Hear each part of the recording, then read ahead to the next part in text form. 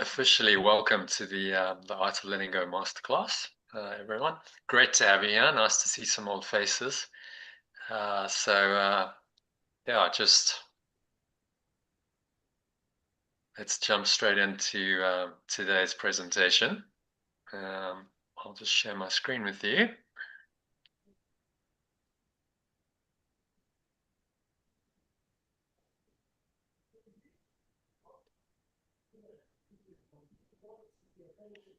There we go. Can you all see that? Yep. Yep.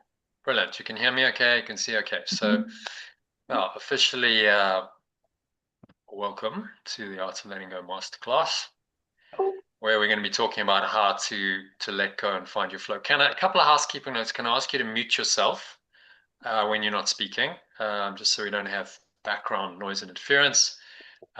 Put your phone on mute or silent so you won't be distracted. Feel free to take notes, but I will be making this presentation available to you as well as the recording, which I'll upload to, it's already being uploaded. We'll have streamed to YouTube. So I'll send you all of that. So don't have to worry. I'd suggest just really paying attention and trying to, absorb the information and the energy of it.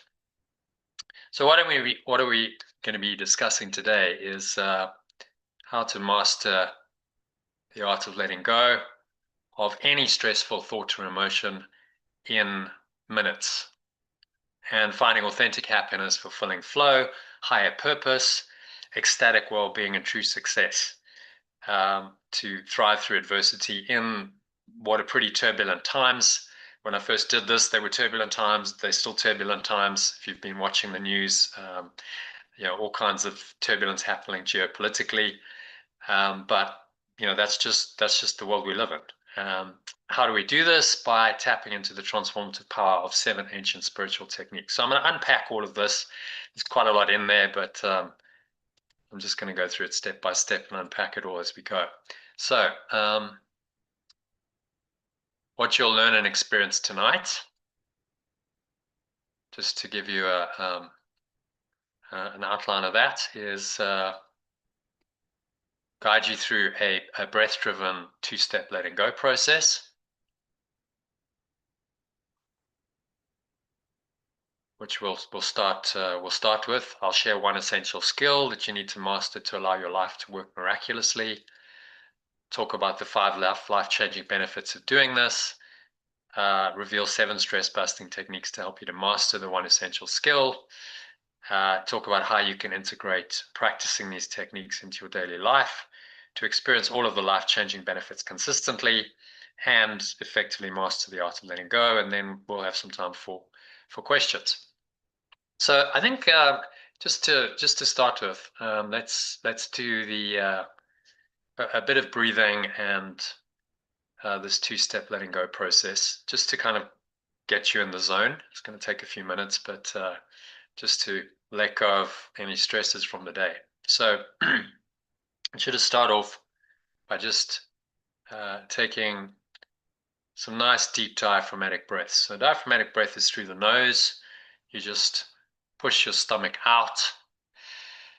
As you breathe in, you can put one hand on your stomach, feel the stomach pushing out, and the stomach sucking back in as you exhale. Close your eyes and just get into a nice deep rhythm of the breath. Just breathing in, breathing out. Notice how the stomach rises. As you breathe in, the stomach falls. As you breathe out, focus the attention on the breath. Notice how the stomach pushes out and in. Notice the subtle flow of air in through the nostrils. And it helps you just be really present in the moment. If any distracting thoughts come in, which can happen, just focusing on the breath. Breathing in, breathing out. Stomach rises as you breathe in, and it falls as you breathe out. And just allowing yourself to get more and more relaxed with every breath. Thoughts come up, any distracting negative thoughts, we'd call them negative thoughts because they negate your true awareness. It's going to take you through a quick 2-step letting go process to deal with them, which is really the foundation of the whole letting go process I'm going to talk about. So you just breathe in, and instead of pushing that thought and that feeling away, just embrace it. Invite it in and go, okay, so I welcome this in. What does this have to teach me? Something to learn here. And just notice whatever that thought is, notice whatever the feeling is, notice any discomfort it brings up in you. Notice how that feels physically. Maybe there's a knot in your stomach, tightness in your chest. Just breathe into those sensations and feel them just starting to dissipate as you do that. You can visualize, if it helps you, a light flowing in to any of that darkness. If you visualize light, you can visualize a golden or white light flowing in. If you just feel more, just feel a sense of openness, expansion, awareness coming in to your mind, into your body. It's infusing every pore and every cell and every muscle of your body. This light, this awareness flowing in. And in this awareness, no darkness is possible. So notice how already that sense of darkness has dissipated. Now you're just going to help it on its way with your breath. So be aware of that darkness, that feeling of negativity, contraction. Maybe you visualize it as a dark cloud or black smoke, dark energy, and you're just going to help it on its way with the breath. So take another deep breath in, breathe the light into it, and then you're going to exhale, full deep exhale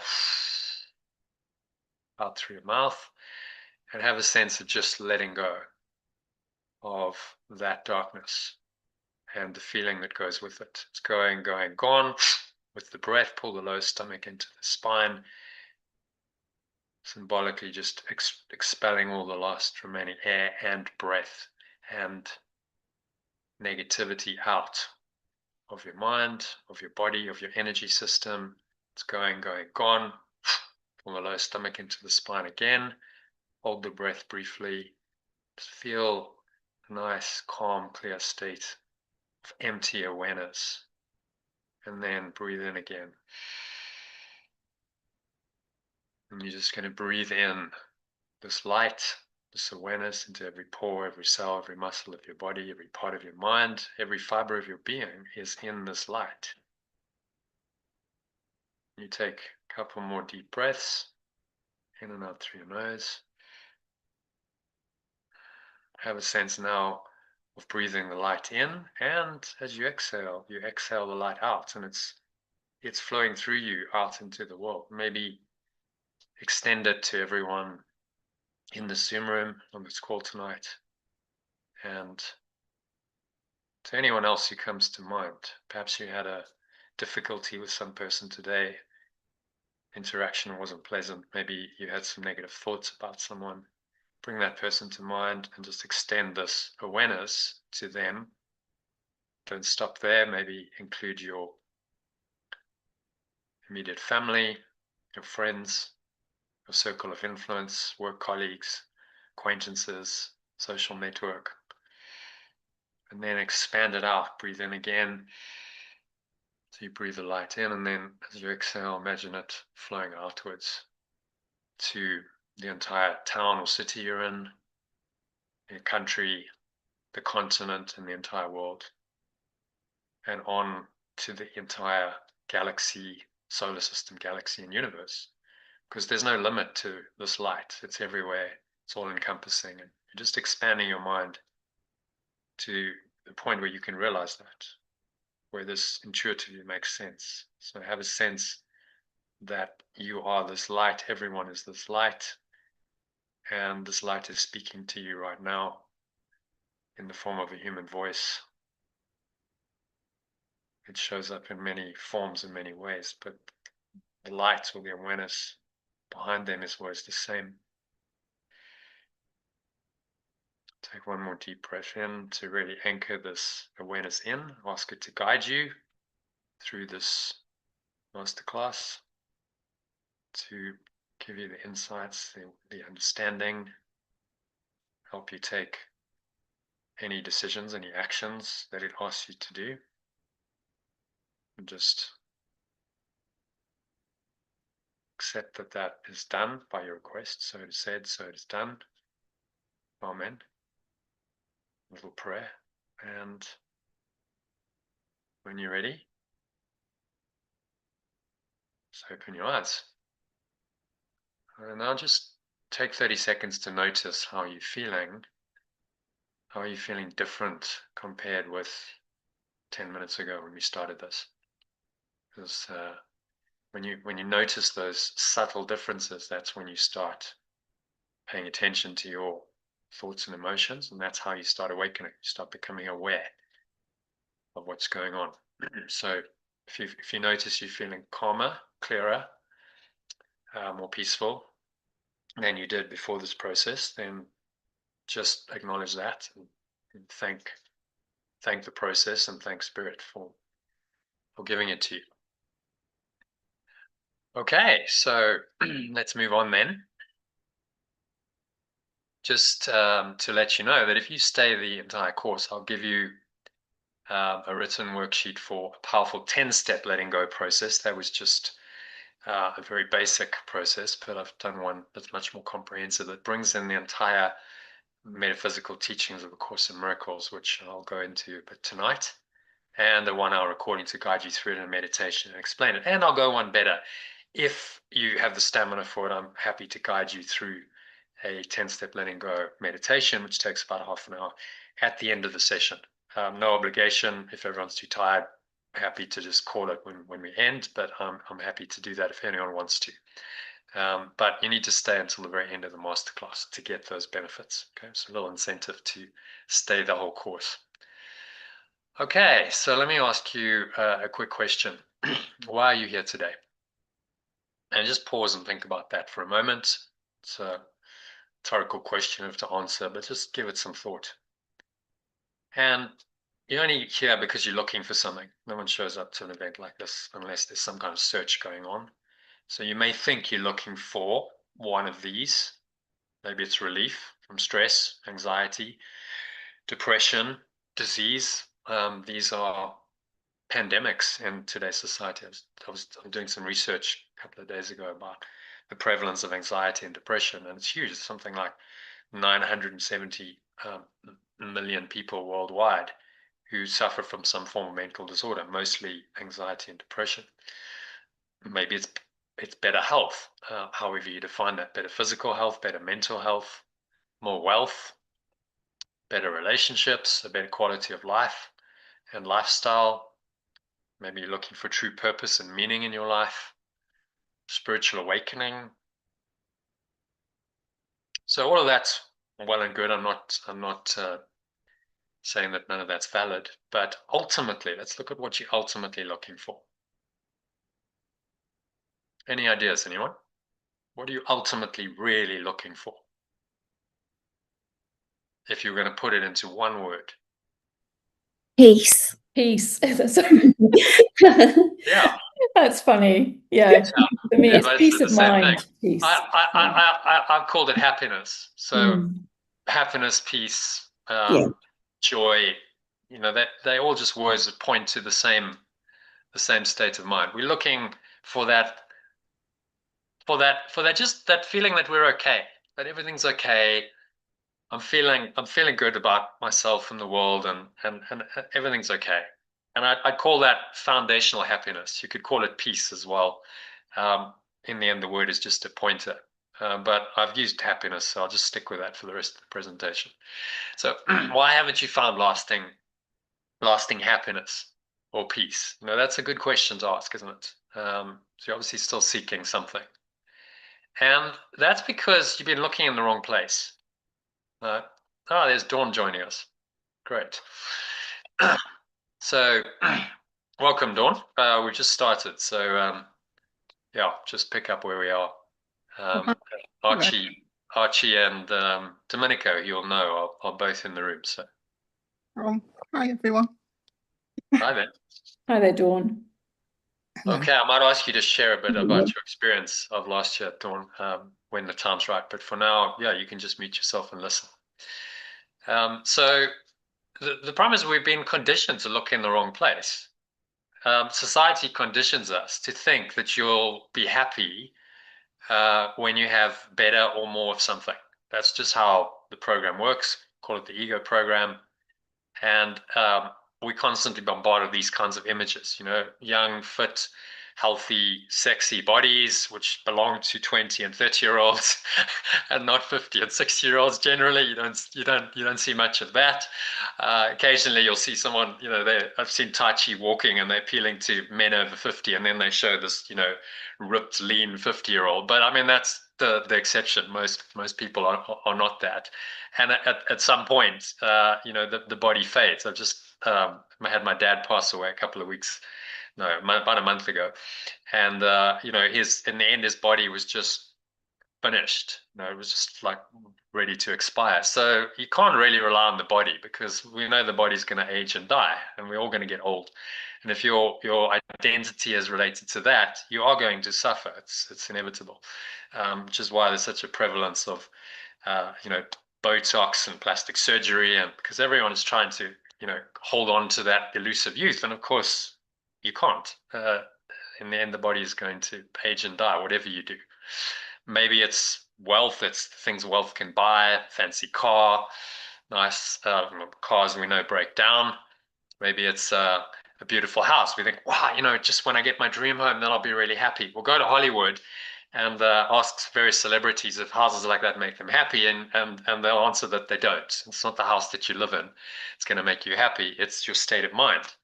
It's going to make you happy. Houses, of course, can burn down. Anything material isn't lasting. Maybe it's the next holiday. We know what happened in COVID. Everything just shut down and no one could go on holiday for months and months. I got stuck in South Africa because it just couldn't travel for over a year. So none of this we can rely on. Maybe it's special relationship and nice fine dining and dates. But of course, we know what happens when a relationship goes wrong. It can be really hellish. Maybe it's books. We've all read various of these kinds of self-help, personal growth books. But in the end, you have to see beyond the books and you have to apply them in real life. You have to go beyond theory to application. Maybe it's motivational seminars that do it for you. I've actually been to exactly one of these with this man pictured there. You probably recognize as Tony Robbins. I went to one of his in London years ago, and I mean, it was an amazing experience. But I was a bit kind of like, well, this is very rah-rah. What happens the morning after? Is any of this really sustainable, or is he just a master at knowing how to manipulate people's emotional states? Picks you up and then come down, and it reminded me actually of a rock concert. It's like there's a superstar and he's in a rock, and everyone's getting high on this, and it's amazing while you're there, and that's why people pay money to go there. But is that really inspiration? Is that really sustainable? And it left me questioning it, because I didn't think it really was. It was based on the crowd and the hype and the energy and the music and incredibly charismatic personality as well, and Tony Robbins, no doubt. But obviously he's not always going to be there. So the truth of the matter is, if we're really honest about it, most people lead lives of quiet desperation and go to the grave with their song still in them. And that is a hard truth, but a very pertinent truth, which was from a guy called Henry David Thoreau, who was a thinker, a poet, a philosopher who lived nearly 200 years ago. It's long before the modern age. But even then, he recognized that this was the condition of most. He actually said most men. I've just paraphrased it. That's not something that women really want to share it. So you wouldn't mind if I said most men, but it's most people. In fact, stats say that women are more prone to anxiety and depression than men. So we really have to look at that and address that. And I'm gonna just go into, if you'll allow me to, very briefly, I'm gonna go into some stats on that, which I sent out a couple of days ago as part of the Art of Letting Go program. So this is the kind of thing that I send out to my members every day, which I just thought I'd show you, as well as actually talking about the stats. So the World Health Organization estimates between 300 and 359 million people globally are estimated to have anxiety disorder, roughly 4% of the global population, right? That's huge. And that's only the ones who've sort of been diagnosed. Estimated 380 million people, 5.7% of adults worldwide, suffer from anxiety's terrible and equally ugly twin, which is depression. They tend to go hand in hand. So there will be some overlap in those figures. In total, an estimated 970 million people globally. So just to give you some perspective on that, there are about 8.3 billion people on the planet right now. So that is something like 11, 12% of the global population are affected by mental illness. And that's only an estimate. It may well be higher. I think we all somewhat, in some way, have some form of mental illness. It's just, it's more in a normal range. So people go, oh, well, you're just a bit anxious, you're not mentally ill. But the people who are mentally ill, in other words, on the extreme end of that scale, something like 1 billion people globally. There've been nearly, just to give you a benchmark to compare that to, 705 million reported cases of COVID-19 globally since the pandemic started 6 years ago. And yeah, they basically stopped recording it. So it might well be more, but so we're looking at somewhere in the same region. But that's the hoo-ha over that was huge. They made a massive song and dance about that, and we know all the craziness and the vaccines and the travel restrictions and so on. And yet this silent pandemic that's going on all the time doesn't really make headlines. Occasionally you see something about it and there's like, oh, yeah, we need to be aware of mental health. But nearly 1 billion people, about 12% of the world's population, every single day suffer from some form of mental illness. I'll just give you a little bit more of the stats, particularly from the UK, because that's where most of you are from. Estimated 5.6% of UK population estimated to have an anxiety disorder. Any given week in England, 6% of all new patients are diagnosed with generalized anxiety disorder. 37% of women, nearly 30% of men surveyed in the UK reported high levels of anxiety in 2022-23. So that would indicate that it's higher than 5.6%. That's probably grossly understated. 204,000 new referrals of patients aged 17 or under. So these are teenagers or kids where the primary problem was listed as anxiety. 2019 survey, nearly 38,000 UK students surveyed found that 21.5% had a current mental health diagnosis. Additional 33.9% experienced serious psychological issues requiring professional help. 32% of UK adults surveyed report that worry about being able to pay their bills was a significant cause of anxiety. And it goes on and on and on.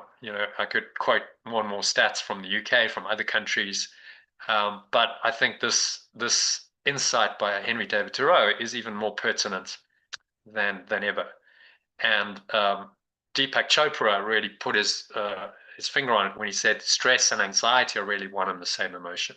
Okay? So it's stress, it's anxiety, whatever you want to call it, is really just a perception of physical or psychological threat. And that is also known as fear. So what we're really dealing with is a pandemic of fear in society.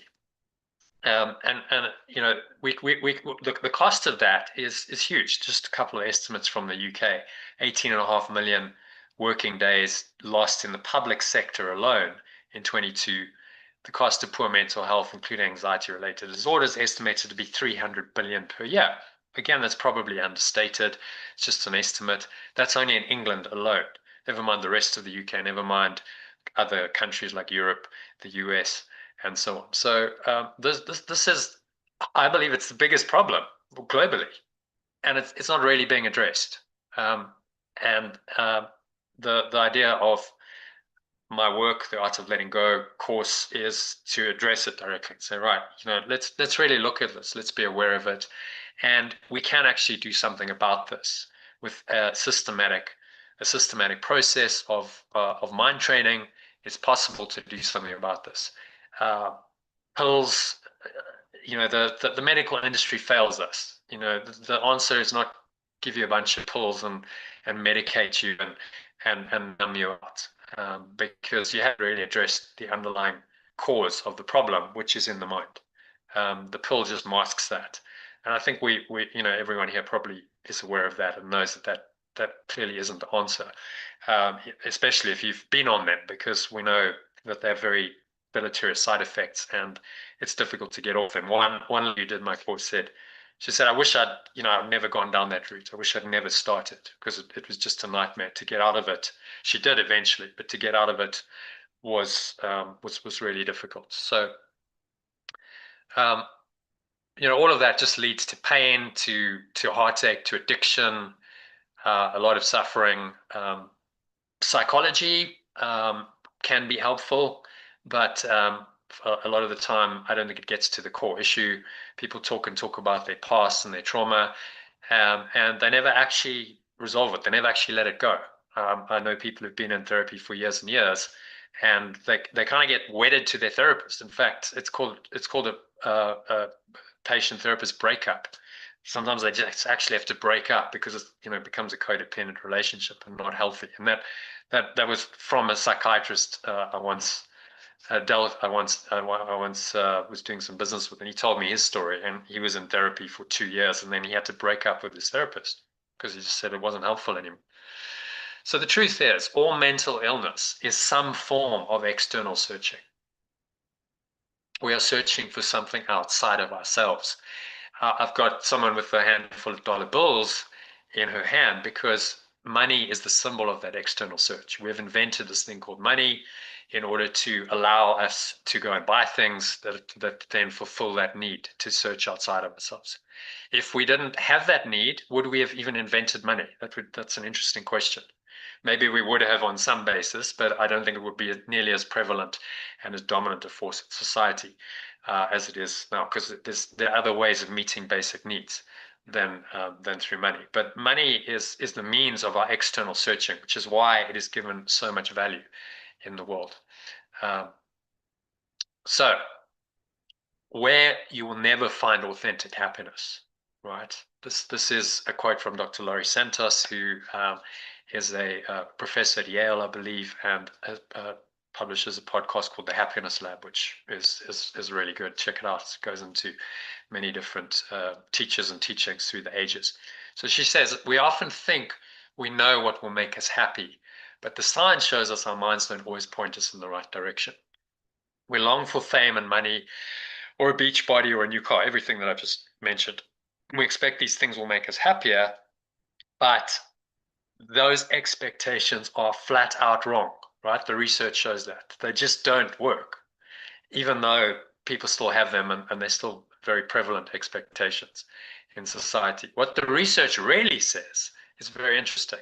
Okay, so there's a study called the Grand Study. You might have heard of it.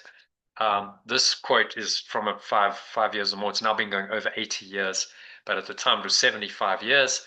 $20 million expended on the Grand Study, which was a study of, they started with Harvard graduates in wartime. It was the 1941-42 class, which included John F. Kennedy, incidentally. So these people became, one president and senators and lawyers, and so in the upper class. And then they wanted to expand it, so they did it with a group of men in Brooklyn who were from a lower socioeconomic group, and they studied all of these men for every year for their entire lives, and then documented the results. So a very, very comprehensive study on really what makes people happy. That was the object of the study. And this was his conclusion. Happiness is love. Full stop. I love it. Beautiful synthesis. So when people had love in their lives, they had loving relationships, genuinely, loving connections with other human beings, their family usually, and friends, and so on, then they were happy. And people who'd achieved all kinds of things, success and so on, but they didn't have that, weren't happy. Which is why the George Vaillant, the psychiatrist who led the Grant study for over 40 years, just put it that straightforwardly. So research says what is, what happiness, or what causes happiness, what is the cause of unhappiness? Let's again just define it, because it's very helpful to know this. When you know and believe that you are enough, you don't need more. But when you feel and believe you're not enough, you will always want more.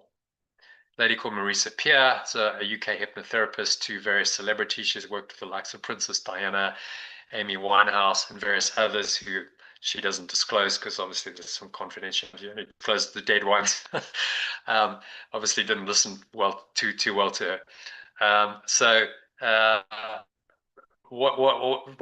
Her insight is these people who achieve everything, they do that because they're seeking happiness out there.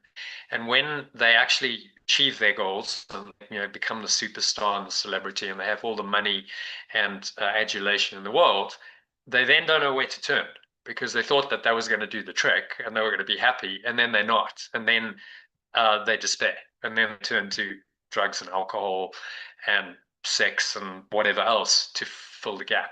And you only have to read the celebrity tabloids to know the kind of shenanigans that people get up to. And clearly those are shenanigans that are not done by happy people. If you're happy and you're contented, you don't behave in that way. So they are seeking for, again, happiness, just like everyone else. And they thought that wealth and fame and celebrity would bring it to them, and then they were badly disappointed. And yet somehow, if you don't have this lifestyle, you still think that that's going to work. Well, you only have to look at the celebrities to go, well, surely that's evidence that it doesn't work. So I don't have to go and do the same thing as them. I can just learn from their experiences and move on and look somewhere else. As I said, all stress is the perception of some form of external threat. So now we know what the cause of unhappiness is. We know the key to happiness is love. Let's look more specifically at how that can be achieved. What is the key to happiness? Mental health is inner peace. This is a direct quote from A Course in Miracles. So from Jesus, essentially. It enables you to remain unshaken by lack of love from without, and capable through your own miracles of correcting the external conditions which proceed from lack of love in others. So again, highlighting the unhappiness comes from lack of love, and happiness comes from correcting that. This isn't rocket science. It's actually should be common sense, except that it's not common sense in an insane society. Very few people fully understand this, live it, which is why there is so much unhappiness in the world. So happiness isn't a goal in itself. This is a very important point, and this quote illustrates it very well. It's like a butterfly, which when pursued is always just beyond your grasp, but which, if you will sit down quietly, may come and alight on you. So it comes when you quiet and you simply empty. You let go of all the other crazy thoughts and emotions that normally occupy your consciousness, and then this elusive thing called happiness just comes. Now, if that sounds familiar, it's because it's probably something you've done. If you've ever meditated, then this would be called meditation, right? I'm just going to sit down, let go of everything, be quiet, and a sense of peace, happiness, if you like, tends to arise. Not always. Sometimes, thoughts preoccupy you and you can't get to that state. But a good meditation, you'll generally find some of this quiet happiness just arising, and you're not seeking it. That's the interesting thing. You're just letting go of all the mental noise, and then it comes, which is really interesting. It's very counterintuitive to our egos, but it makes complete sense to our right mind, our spirit, because it understands this language and goes, yeah, actually, the more you seek, the more you don't find. This is again ancient wisdom. The Buddha 2,500 years ago talked about craving. Said the problem, all sorts of suffering and problems in the world is this craving, is this desire. You're never going to find this happiness if you keep looking for it and you keep seeking it.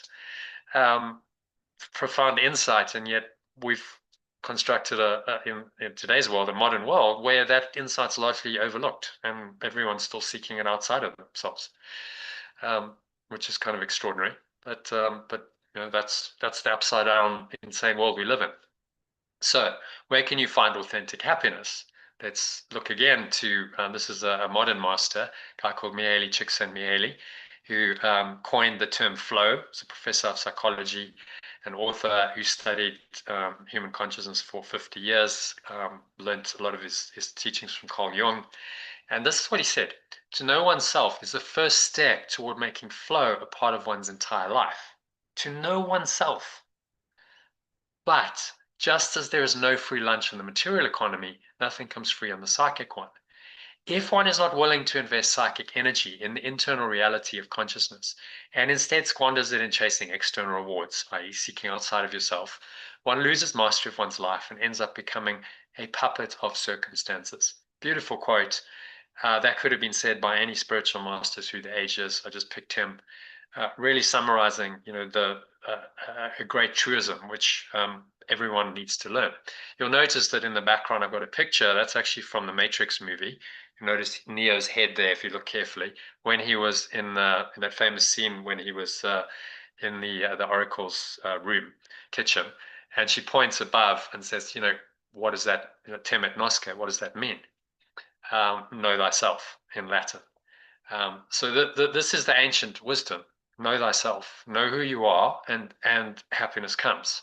And if you don't know who you are, you squander your life chasing external rewards, trying to find yourself externally, which is obviously futile because who you are lies in your own mind.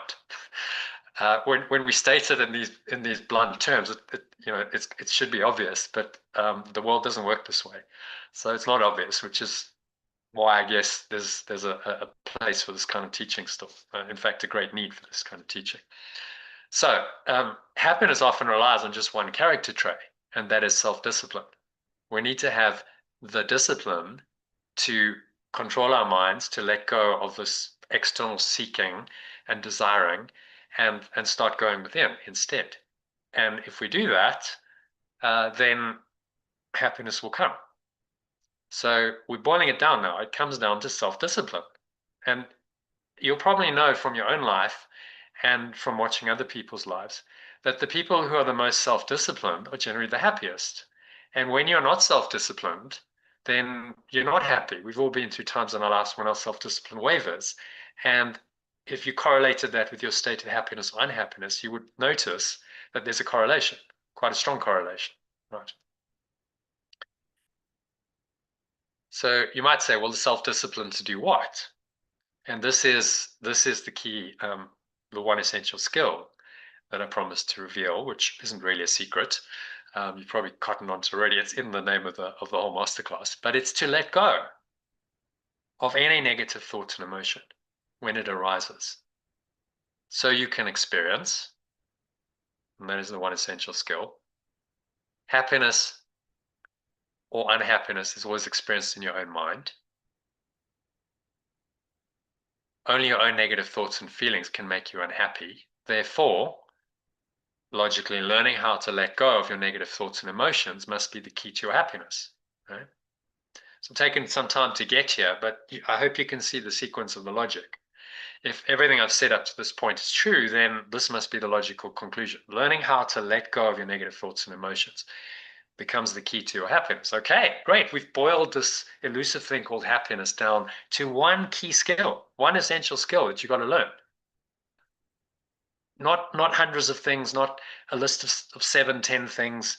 It's one key thing that you've got to learn. And all the great teachers and teachings actually support this. In the end, it comes down to the ability to let go, whether you're doing that through a meditation or a breath work or a forgiveness technique or any kind of spiritual technique. It's always designed to help you to let go.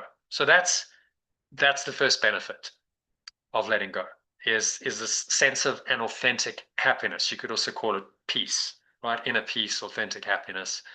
The same thing, essentially. It's foundational happiness. And then what that leads to is the sense of flow in your life. So what is flow? It's being able to let go of the negative thoughts and emotions quickly so that you stay calm and poised and able to enjoy each moment, right? If you've got a whole bunch of negative thoughts and emotions going on, you can't stay calm, you can't stay poised, you can't enjoy each moment. You're not present. You're in the past, you're in the future. Your consciousness isn't aligned with the present moment, and so happiness and the state of flow becomes impossible. And then out of that state comes positive effective action to respond to any situation appropriately. So flow is like happiness in action. Okay, so I'm happy, but I'm not just sitting quietly and just being. I'm actually active. I'm doing things. I'm engaging in the world, and I'm able to stay in the state of happiness and peace while I'm acting, while I'm doing things, which is essential because we can't just sit and be in the modern world anyway. That is a path, and some of the the mystics in the East have done that, and they just sit and they meditate pretty much 24/7. But it's not really a realistic path, and that isn't something I'd recommend either, because I think by actually engaging in the world, you can learn more lessons. You can learn them more quickly, because you get loads of opportunities to let go when you're engaging in the world. Whereas if you sit in isolation, then you don't get triggered as much. So that's key benefit number 2 of this one essential skill of letting go, is you can live your life in a state of fulfilling flow, and life itself becomes enjoyable, and therein lies the meaning of life, because every moment is actually quite enjoyable, even if you're challenged, even if it's difficult. And I was thinking today, Masterclass, I haven't done this for a while, a little bit of nerves, but I'm like, but actually I love it.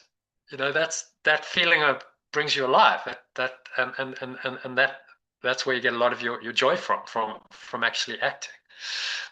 Okay, so quick case study on this, given I'm going to talk about Jesus and the Course in Miracles just now. He is my teacher. He's, I believe, possibly the best teacher ever to grace us with his presence. Certainly one of the great teachers of history, pretty much universally acknowledged by everyone, including people from other religions and spiritual paths. And so this is an example from his life. The story of the adulteress, just to remind you of the situation. He's teaching in Jerusalem. There's a crowd. These teachers of the law, the Pharisees and the Sadducees, are always trying to trick him. Come with this lady, and they say, look, we caught this woman in the act of adultery. I mean, the mind boggles. But anyway, exactly how they did that. But we caught her in the act of adultery, and the law of Moses says that this is a stoning offense. She should be stoned to death.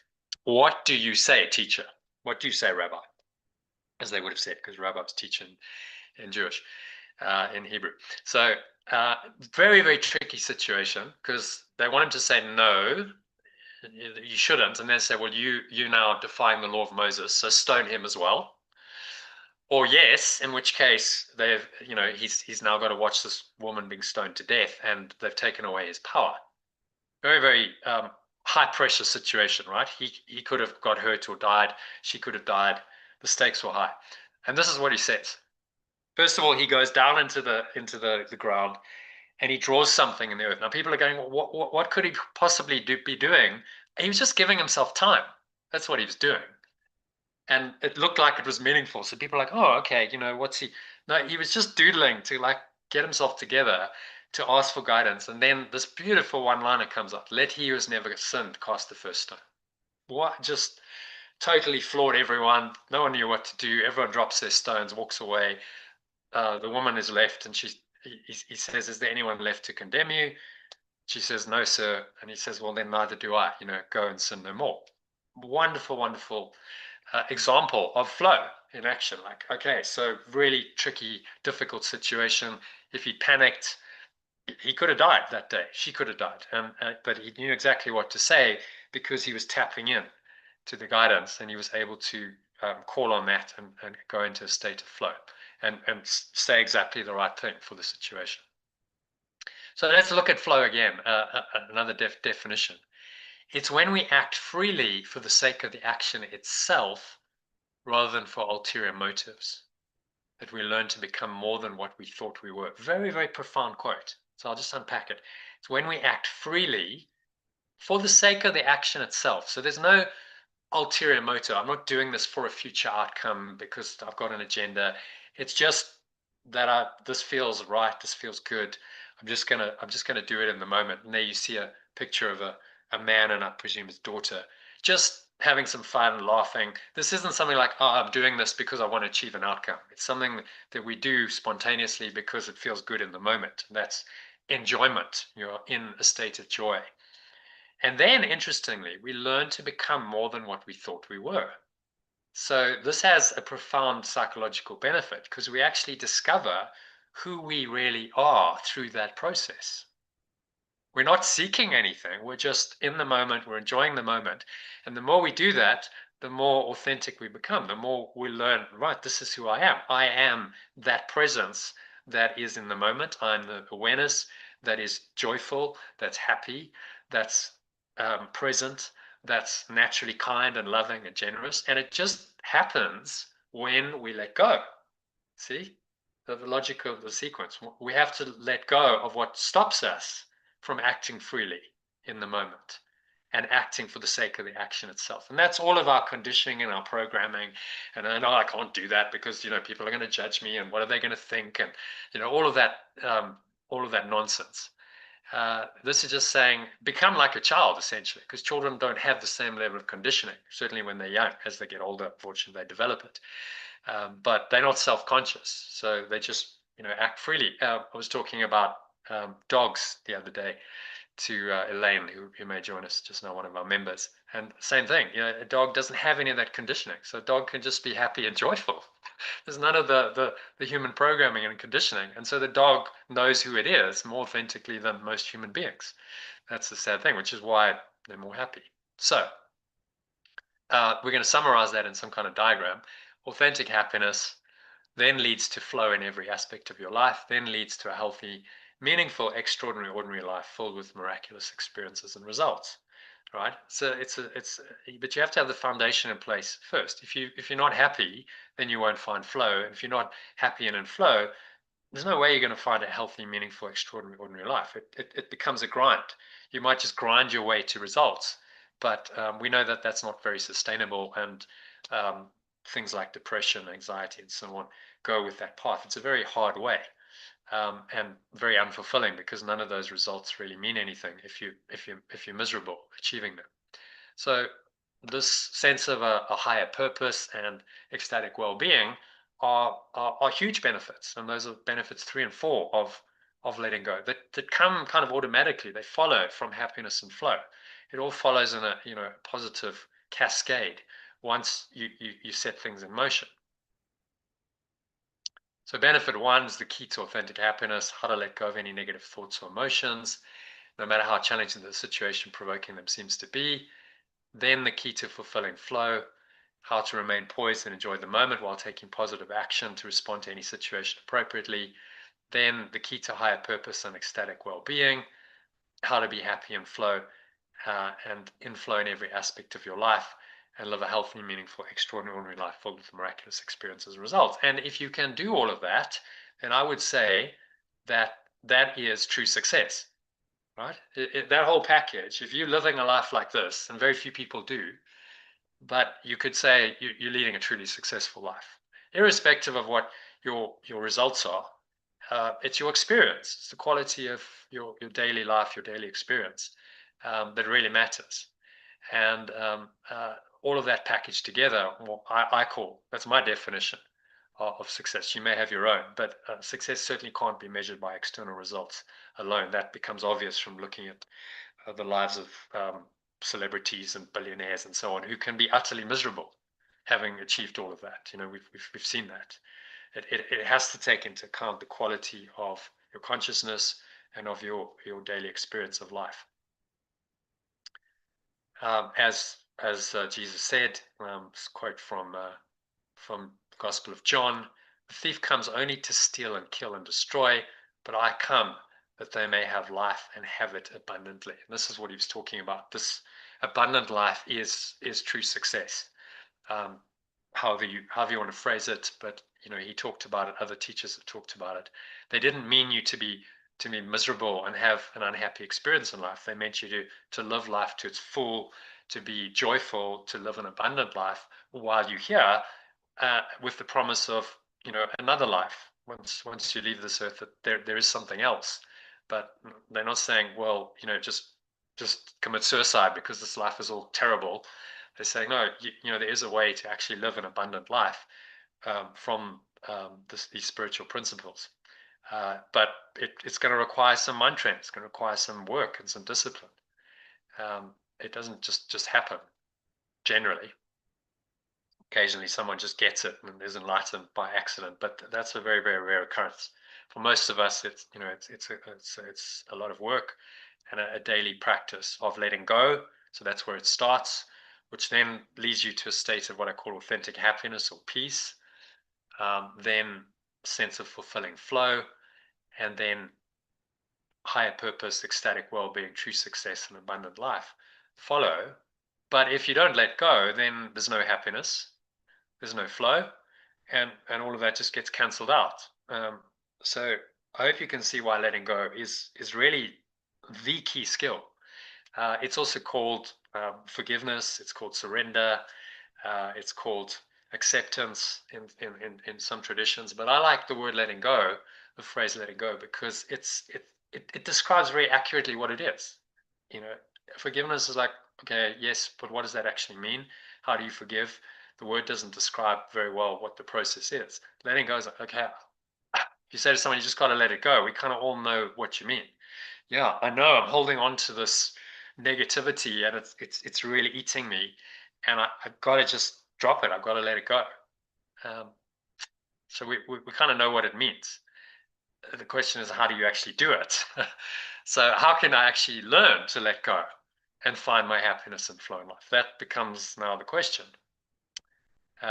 So learning new information is often necessary in that process, but it's not a sufficient step for a true transformation of mind to happen. There's two ways to what I call true transformation. The first is through intense pain and suffering. Maybe you've experienced some of that in your life. Maybe you've been fortunate enough to do it the easier way, through the second way, which is through conscious discipline practice of spiritual ideas and techniques. You systematically grow in understanding wisdom.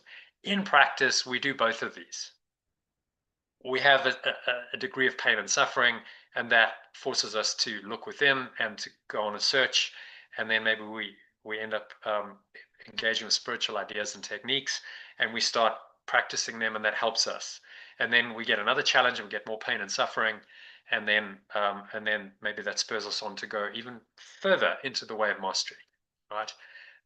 So at the extreme, we just wait and we suffer, and eventually we kind of break down and our ego cracks and we break through. And that does happen sometimes.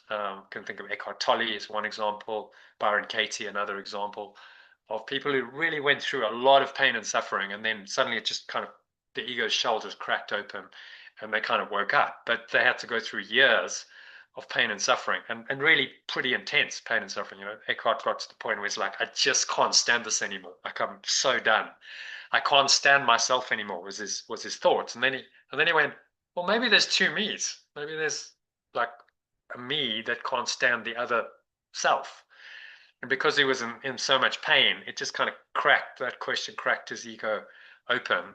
And he then went into an experience of peace. But then he had to figure it out. It took him 10, 20 years to integrate that and figure out what had actually happened and understand it. And after that integration, he then became the great teacher he is today. So that was his way. But for most of us, it's going to be more of a kind of slow process. Maybe nothing as extreme as that, but more of a slow kind of, okay, yeah, let me start. I'm not suffering intensely, but there is some suffering, and I know that I need to let that go. And so, yes, I'm motivated to undertake this journey we call the way of mastery and engage with spiritual ideas and techniques further. So what are the principles of transformation through mastery? First of all, understanding and realization through personal experience. It requires your active willingness and disciplined effort. Okay, so it's not theoretical. You must personally experience and you have to put in some effort. It's not just like, oh, I'm just going to get enlightenment by osmosis. It's a process. So doing key spiritual practices regularly is essential, right? Whatever those key spiritual practices are, there's many to choose from, and I'm going to give you a few ideas today. Today, you probably already have some. Also, it can be greatly facilitated by another person or group who help to raise, I call you an initiate if you're on this path, an initiate's consciousness by transmitting positive energy and holding him or her accountable. And then immersion in these key spiritual practices and a positive field of consciousness also greatly accelerates it. That immersion and that positive energy can happen anywhere. You don't have to physically be present. That's the beauty of it. Today, in the session, you're in a field of energy, right? There's a field of consciousness. You're part of it. You're feeling it, even though some of you are thousands of miles. We're thousands of miles apart. It doesn't matter. It transmits across time and space, which is the beauty of it. So with this technology we now have, it's very possible to get this remotely. You can log in. You can join a group, and you can tap into that energy remotely, which is the beauty of this great technology that we have. So, what are the 7 key spiritual practices or KSPs that I recommend? So, including breathwork techniques. So that's a big part of it. Breathwork has always been a big part of my journey. You'll notice in brackets there I've put some Indian Sanskrit terms, which you may be familiar with. These are from yoga. So this isn't anything revolutionary. This has been going for thousands of years. I'm not reinventing the wheel. In that tradition, they're called breathwork techniques involve asana, that's posture, pranayama, which is breath control, pratyahara, which is a disconnection from senses, withdrawal of the senses, it's called.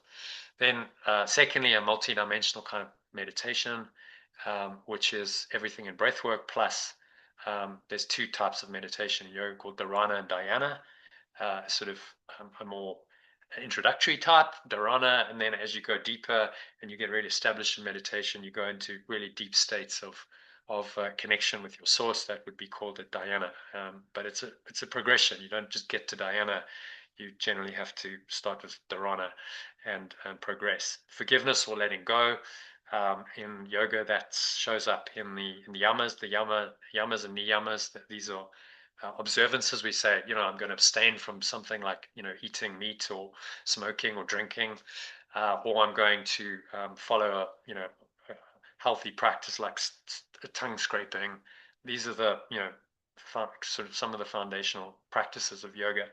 Pratyahara is a withdrawal of the senses. So you start going within and you're saying, instead of being attached to all the sensory things of the world, I'm going to go within and connect with something deeper in myself.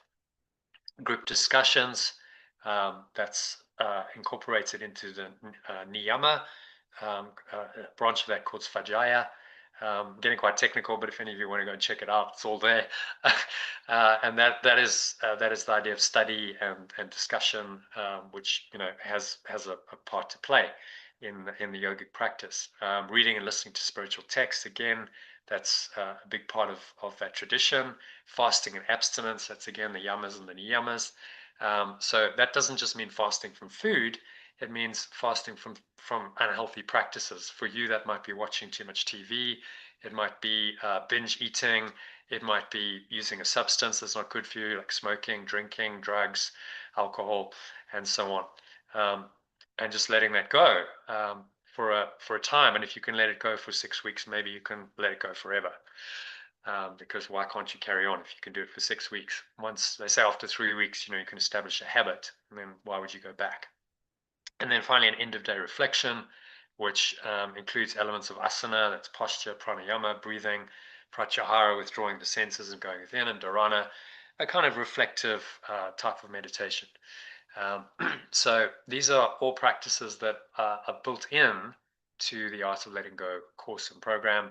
All of that leads to ultimately the 8th limb, which is called samadhi in Sanskrit, which is a state where all of this becomes integrated. you're fundamentally peaceful and happy. You live your life in a state of flow, of connection with wholeness, with one, and really the ego's dropped away in that state. And that is epitomized by people like Jesus, the Buddha, various other spiritual masters who've attained that state and managed to stay in that state consistently. It's quite a rare state. It's not a usual occurrence, but it is possible. We've seen it happen in history, and that's the ultimate goal.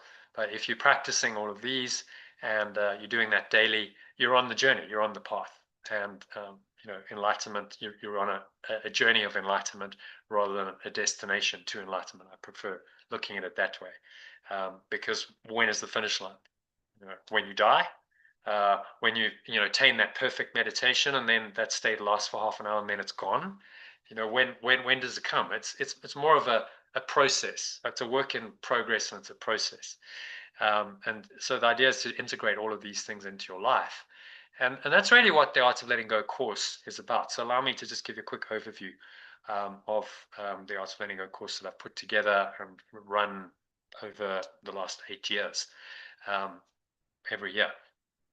It's a facilitated 6-week mind and life transformation process. It's based on the way of mastery of yoga, the principles of yoga I've just mentioned. And this idea of immersion learning, that if you can really focus for 6 weeks and dive into something, you're going to learn a lot more effectively and a lot more quickly than if you just do an hour or two a week, right? So it's a 6-week immersion process, and you can immerse as much as you want into that process, right? You can spend hours and hours a day, or you could just do an hour or two a day. But if you can't do that, then the benefits of the course, you're not going to get as many benefits, because the immersion learning is experiential, and you kind of have to go through the process. It incorporates 7 key spiritual practices and the 7 limbs of yoga that I've just been through.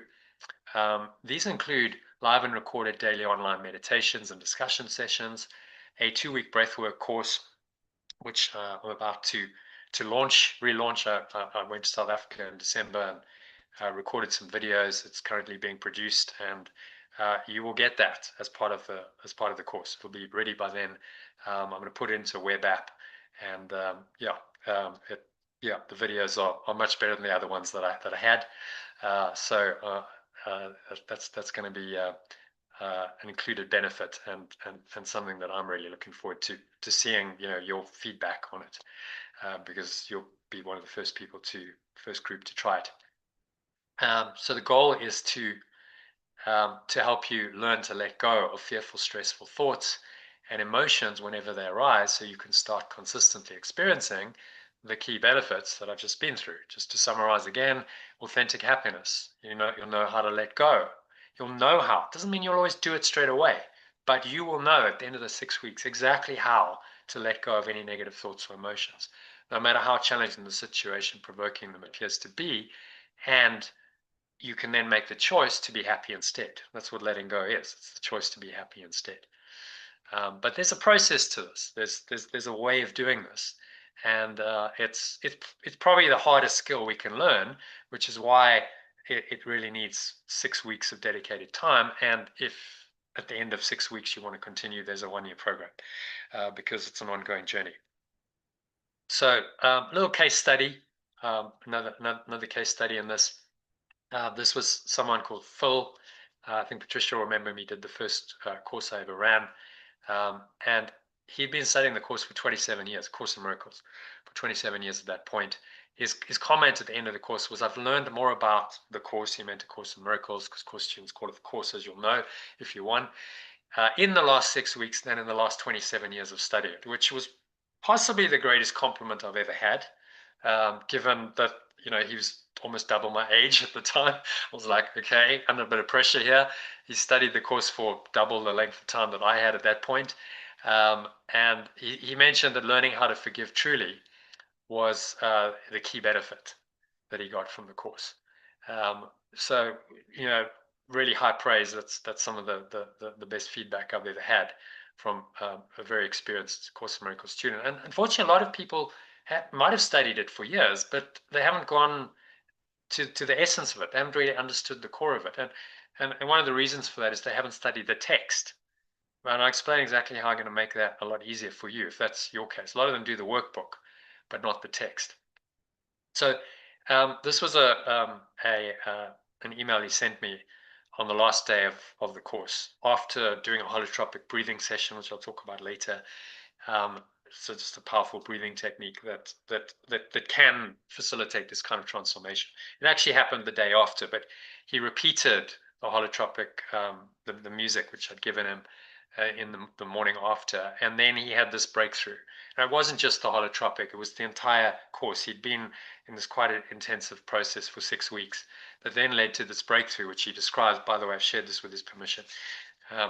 So he describes how he just broke down and he realized that this idea that his mother particularly, he somehow just thought she hadn't really done enough, that she wasn't a good mother, and he sort of held this grievance, if you like, for his entire life, and then suddenly he just had this breakthrough, catharsis, cried, and he was able to forgive himself, and ask his parents who passed on for their forgiveness, and had a major epiphany at the end of the course, which as he said, I've been carrying this baggage around all my life at a huge cost, and suddenly he was freed from it in a moment, and that was something that happened as a result of all of the processes that he's done, and the holotropic session was just like the tip of the iceberg, I believe. Other people didn't have quite as profound experiences, but said nevertheless, this is another course student and teacher, a lady called Debbie Fox, who did the course a few years ago, said it helped me to see my subconscious patterns that stopped me from doing things in my life that are good for me, like yoga, meditating, etc. That revelation has been huge. Okay, she said it's been huge for her, so fair enough. I'm very grateful that I did your course. It's given me a great deal to think about. And this is also one of the best bits of feedback that I've had. The letting go process is taught in the Art of Letting Go course. That's what she means, makes forgiveness seem so simple, because it actually is simple if you understand it. If you understand it as it's letting go of my own negative thoughts and emotions, it becomes very simple. If you get confused and now forgiveness is about forgiving someone else outside of you, it gets very complicated, and that's very difficult to do, and that's why most people struggle with it, because they externalize it, which is exactly what the ego wants them to do. So let's talk about it. I mentioned A Course in Miracles. I'm going to just talk briefly about it. Most people know about the course here, but I'll just go through it very quickly. It consists of a text, about 670 pages, that detail the principles and the philosophy on which the course is based, a 488-page workbook made up of 365 daily lessons designed to systematically train your mind how to let go of its negativity and allow you to live in a miraculous state of mind. That miraculous state of mind I've called flow tonight. It's the same thing. A miracle is living in a state of flow. Again, that understanding, that realization can be huge for people. So, okay, so miracles aren't about walking on water and raising the dead, as Jesus did. It's just about being happy and peaceful and in a state of flow in my life. Okay, well, that's achievable. I can do that. And suddenly it starts to become much more doable. It also includes a manual for teachers, and various supplements. But traditionally, the course was just those three. Now, in its extended version, there's a couple of supplements called the Song of Prayer and Psychotherapy Manual. So it was transmitted by Jesus to an American professor of psychology in New York City. Her name was Helen Schuckman, between 1965 and 1972. He called it a course because it is a systematic mind training course to teach you a radically different way of thinking about and perceiving everything from a non-dual perspective. Bill Thetford, who was Helen's co-scribe, if you like, she wrote it and he helped her to type it up and edit it. So it was a collaboration between them two that eventually got it published, called it the Christian version of the Vedanta. He said this is essentially what the ancient wisdom of India is teaching, this non-dual Advaita Vedanta it's called.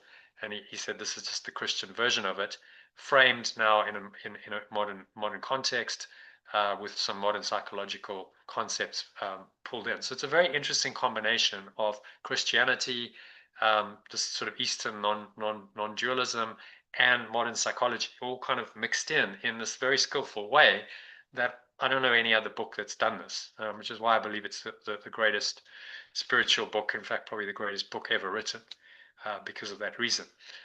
If you haven't read it, then do the course, and I will guide you through it. The challenge that a lot of people have with the course is to understand the language.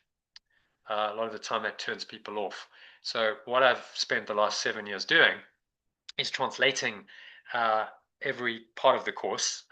Every word has now been done into an alternative language. So it doesn't use the Christian language, it uses alternative terms.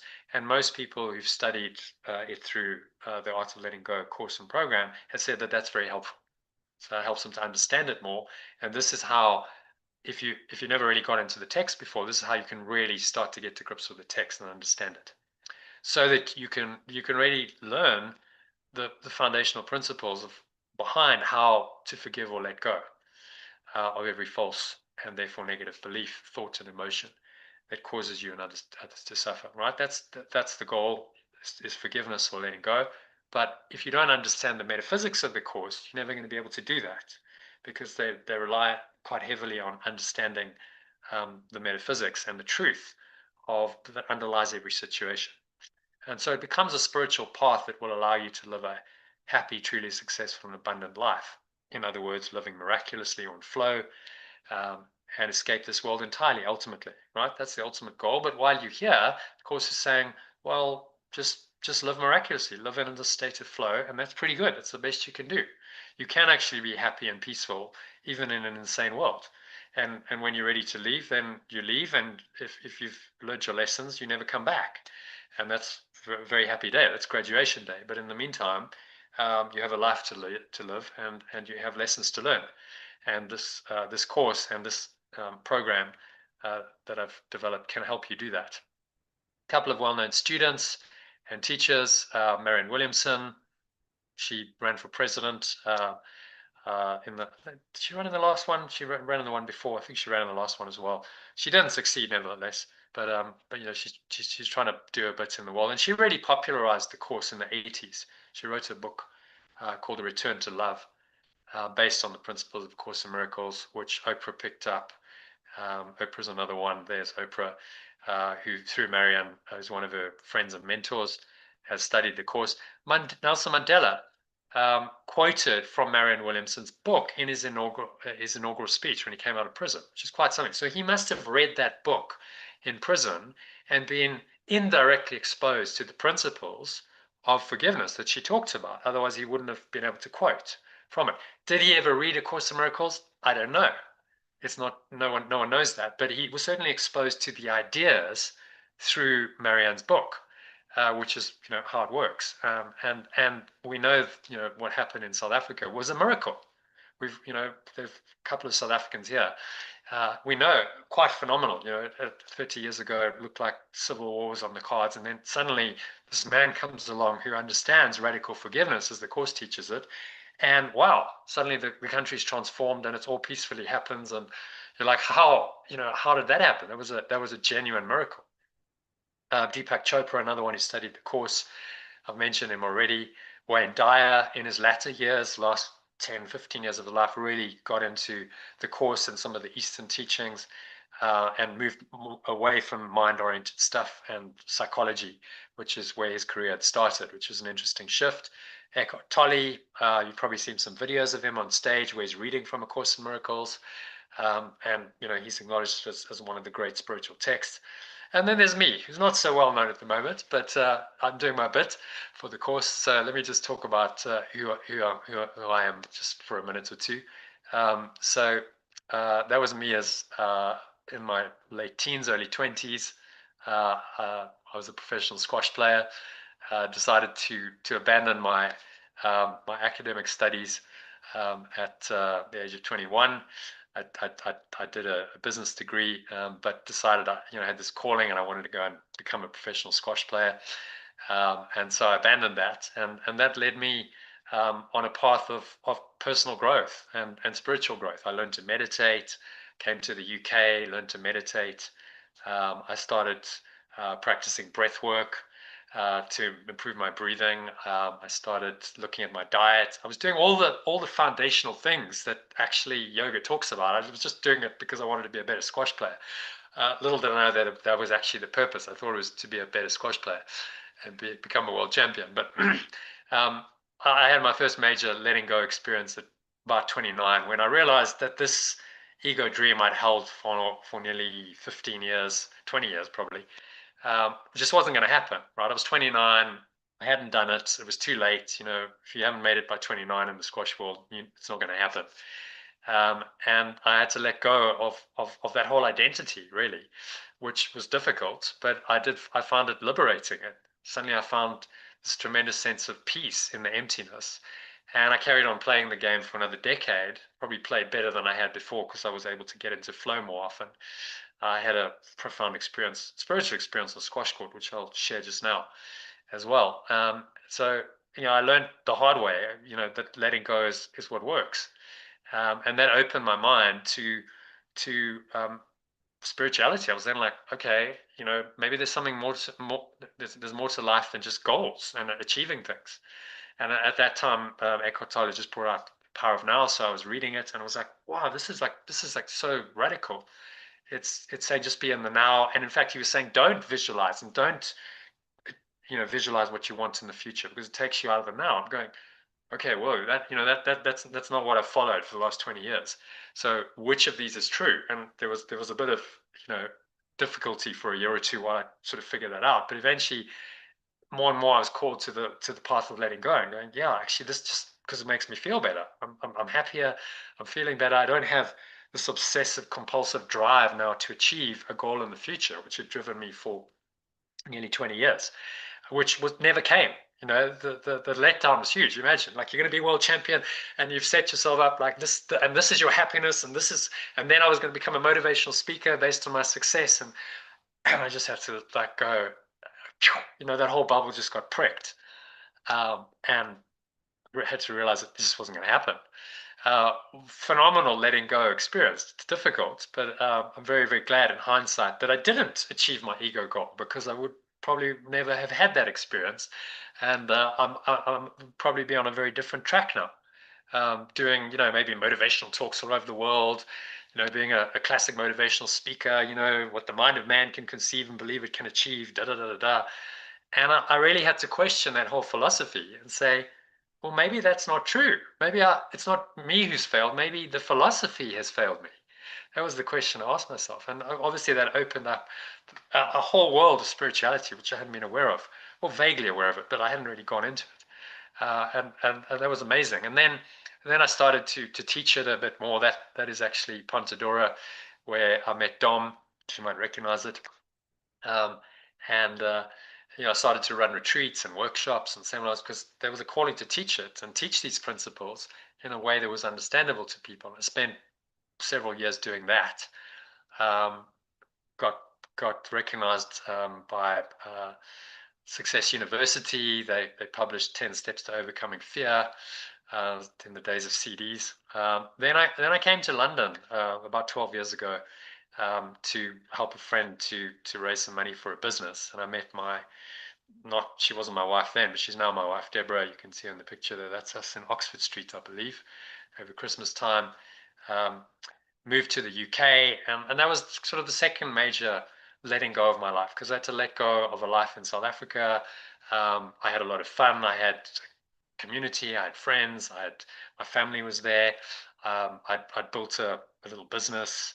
I had an identity as a spiritual teacher, and all of that just, I moved countries. I got married, moved countries, had a child, changed careers in the space of a year. Massive change, kind of a midlife crisis. I was like, well, who am I? What's really going on here? But I'm very glad that happened because it made me realize that A Course in Miracles was not just something to teach and speak and say nice things and sound very clever. It was for me. It was for my salvation. It was to get through, these kinds of difficulties that were arising.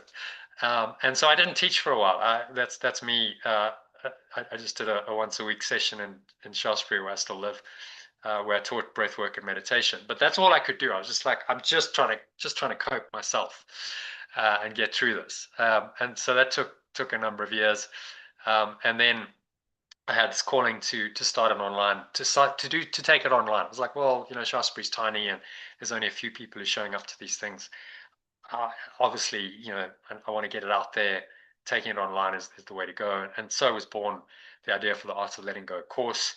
It started in 2018. Patricia, who's actually here with us, so Patricia, glad you could join us, joined that course, and it was a success. And as a result of that, I decided, okay, I've got to now develop it, and I ran it for the next year, and then decided that I couldn't just leave it at 6 weeks, that I had to do the entire Course in Miracles. And so it became a 1-year program called the Art of Letting Go program. And that process has taken me the last 8 years really to work at, to fine tune, to develop, and it's now pretty much done. I mean, when is the finish line? It can always be improved, but spent probably 20,000 hours on it, something like that. Maybe 20,000 hours. It's a lot of time and energy has gone into this course, and I feel like now it's time to share it and get it out to the world. And this masterclass is part of doing that in a small way initially. I also in 2021 I did a Vipassana 10-day silent retreat in Worcester in South Africa, and had a major epiphany. That was a huge insight really. On day 9, I just lay down on my bed, and because my body was so tired of sitting in these uncomfortable postures for hours and hours, and I just kind of got it. I just went away. The ego disappeared, went into this what I now call pure formless awareness state, for I don't know how long. I don't think it was very long, a few minutes, but there was no sense of time. And then when I sort of came back into thinking, it was like this massive download happened, and I just kind of got it. I was like, oh my God, I just get it. I just understand exactly what the course is saying, what I've been trying to really get for years and years. It just all kind of dropped. And I suddenly understood experientially what I, had maybe understood intellectually, but not at that level. And then the next week started another Art of Letting Go course. And it really blossomed after that. It's like something had broken through, and a little community grew. It grew organically for a couple of years. Lynn is part of that, and part of that referral process that happened. And it's time to just take it to the next level now. I haven't done any marketing for years and years, probably 3-4 years, and I'm like, okay, it needs fresh injection of energy, of new members, and to grow. I also have a corporate finance business. I do commodity trading, or broker commodity deals, raise capital. So I have a sort of job, if you like. It's not a job; it's my own business. But I have a sort of a worldly role as well, and I try and apply these principles in business, and I found them been very helpful.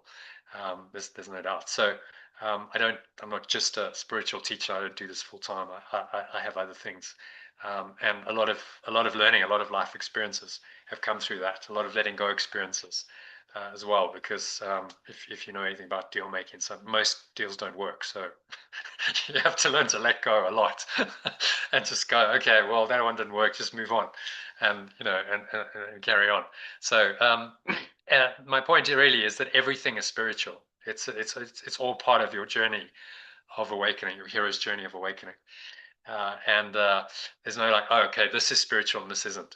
Your life is your spiritual practice, and it's about integrating these principles into your life. And I've tried to do that. I've tried to really live by these principles, and I'd say they probably have literally saved my life. I think that midlife crisis I had 10 years ago, I may well have committed suicide if I didn't have something else to say. Okay, you've got something you can hold on to. You've got a way through this. You've just got to dig deep, and you've got to find a way through. And I did. If I hadn't had that, I can see why people do commit suicide, because it just becomes endless despair. There's seemingly no way out. So I'm enormously grateful, and I try and repay the debt the course has given me by dedicating my life to it. and teaching it. So, bit of a digression. We went away to talk about A Course in Miracles and so on, but we're now back in the benefits. So I'll just wrap these up quickly. The key benefit of, second key benefit of doing the Art of Letting Go course is learning how to live in a state of flow, to remain poised, enjoy the moment, take positive, harmonious action, to respond to any situation effectively, is a great gift. If you can live your life in that way, you become a much happier and more successful person in whatever field of endeavor you're engaging in. I promise to share this experience, so I will. This was literally a spiritual epiphany I had on the squash court, which Eckhart Tolle describes very well in this quote, when he's saying, that any artistic creation or sports, dance, teaching, counseling, mastery in any field of endeavor implies that the thinking mind is either no longer involved at all, or at least is taking second place. Power and intelligence greater than you, and yet one with you in essence takes over. There's no decision-making process anymore. Spontaneous right action just happens, and you, the little you, who you think is you, are not doing it. Mastery of life is the opposite of control. You become aligned with the greater consciousness. It acts, speaks, and does the works. And I had exactly this experience on the squash court. I just went away for a time. I was very stressed and nervous about that particular game because I lost to the guy before. It was a derby match between two teams which played in the Johannesburg First League at the time, two teams from the same club. I'd played the other guy in the club champs a couple of months before, and I'd lost. And he was in his late 30s. I just turned professional. I was like, I should be killing him. My ego's like, I should be beating him really easily, and I'd lost. And I hadn't lost. I'd lost quite badly. I lost 3-love. And I was like, okay, now, essentially my whole ego identity is at stake because everyone's going to be watching me. The whole club's coming down. There's going to be 30, 40 people watching the match. And I'm like, I can't lose. And, my mind's stressing out about the outcome. And somehow I managed to just let go of all that. And I emptied my mind. I don't know what made me do it, but something in me, I guess the Holy Spirit, just said, just let it go. Don't think about the outcome. Don't have a plan. Don't have a strategy. Go into the match completely empty. And I managed to do that. I emptied my mind in a way that I'd never done before. And, the outcome was exactly what Eckhart Tolle has described. It just happened. I wasn't really playing the match. I was being played. It was happening through me. I didn't have a sense of needing to control anything. And yet it was perfect. I played incredible squash, some of the best squash I'd ever played, or possibly the best squash I'd ever played. And I smashed the guy. He got 4 points, if I remember right, having lost 3-love before. So that just shows you, what the state of flow can do. It wasn't really the result, though. It was more the feeling. I was like, wow, this is amazing. This is liberation. This is liberation from all of that fear and that control that the ego had been exerting in my mind and in my life, and was really a breakthrough on every level in my sport as well as in my mind, because I never went back to that same contracted fear state again. And that state of flow lasted for months, and probably for the rest of my career. I was able to just kind of go, okay, just be in the moment, and I can just play and not be too worried about the results. So a major lesson. Higher purpose is another one of these key benefits. So you'll start experiencing more happiness and flow in every aspect of your life. You'll find higher purpose and meaning in all your daily activities. So instead of seeking for purpose out there, most people go, oh, I want to find my higher purpose somewhere out there. Purpose and meaning lie in the now, in the everyday, moment by moment activity of being happy and in flow in your life. And then you're finding your purpose right now, and you don't have to look for it anywhere else because you're experiencing it right now. Sounds extraordinarily simple, doesn't it? But to actually do it is the trick, because the ego is very cunning at taking us out of the now, taking us out of happiness and flow. And that's where the art of letting go comes in. You need to know how to recognize those tendencies and let them go when they arise. Another little case study, someone who went into flow. Again, I think Patricia will remember he did the first course I ever ran. And he shared this on our Facebook group. He said, I experienced a severe ego attack where he just really wanted to win. He got down on himself. He got very irritated. He tried to force the points. If anyone's ever played sport and things go wrong, you'll know exactly how this feels. It's just not happening, right? You're out of flow. It's not happening. He got very upset with himself. He struggled with his temper. Not a nice experience, and he lost. So we discussed it in one of our live sessions, and I shared my experience on the squash court, which I just shared with you. I shared some breathing with him, breathing techniques, which I've already shared with you, just some nice deep diaphragmatic breathing. And he managed to apply it in his next game. So he found peace, he played a lot better, and he won, which he'd never done before. But most importantly, he realized who he was. Remember that quote about, when you let go of the ego's outcomes of any agenda, then you discover who you are. You become more of who you really are. This is exactly what he learned. He was in flow, he enjoyed it, and he found peace. He was a chaplain in the army. So he talks about it in God's terms. He said, I experienced God's pleasure in me that day. I also learned that I can choose to let go of anger, which doesn't work, and be at peace instead. Like, what a profound life lesson to learn on the tennis court. So this is the kind of thing, this is exactly, I'm sharing this experience because exactly what the Art of Letting Go course is designed to facilitate, these kinds of realizations from your own life experience, of applying these teachings and going, oh, wow, I can see the difference. The one works, the one doesn't. And I know that now experientially. And that's really when you learn. Fourth key benefit is ecstatic well-being. So you start experiencing more happiness, flow, and even moments of bliss. I'm not promising that, but it has happened. People who've joined the course have said, I've gone into bliss. Not just one person. There's several people who've gone. That was just the most amazing blissful experience of my life, which is extraordinary, ordinary. It's like, okay, they're just lying on the sofa, but they're in bliss. While you're an example to others. I'll share this from Hazel. Patricia, believe it or not, this was Hazel's experience. Patricia knows Hazel. After she did the course in 2019, she did one of the exercises that we do as a group exercise in a Zoom call where I pair people up, and she experienced this expanding energy radiating from her heart center, which she'd never experienced before. Energy felt like pure love, exhilarating to the point of me being wide awake all night. I don't want to keep you awake all night, but she didn't mind because she was in bliss. What a stunning experience, which will stay with me for the rest of my life. What I'll say about someone like Hazel, you have to integrate this. If you don't integrate it, then that experience can fade very quickly. And so the learning has to come so that you can learn how to facilitate that kind of experience yourself, which is what the Art of Letting Go course is all about. And then key benefit 5, you put it all together into what we call true success, an abundant and a resilient life. It all goes hand in hand. You are going to get challenges in your life. Life is not always going to be hunky-dory and smooth, and to believe that it is delusional. But you can cope with it. You can cope with those inevitable changes and challenges in a way that you still maintain your happiness, your peace, your sense of abundance, and that makes you extraordinarily resilient. So you're able to be happy and in flow in every aspect of your life, not just one or two. You live an extraordinary, meaningful, truly successful, and abundant life filled with miraculous experiences and results, no matter what challenges you face, right? That's the resilience.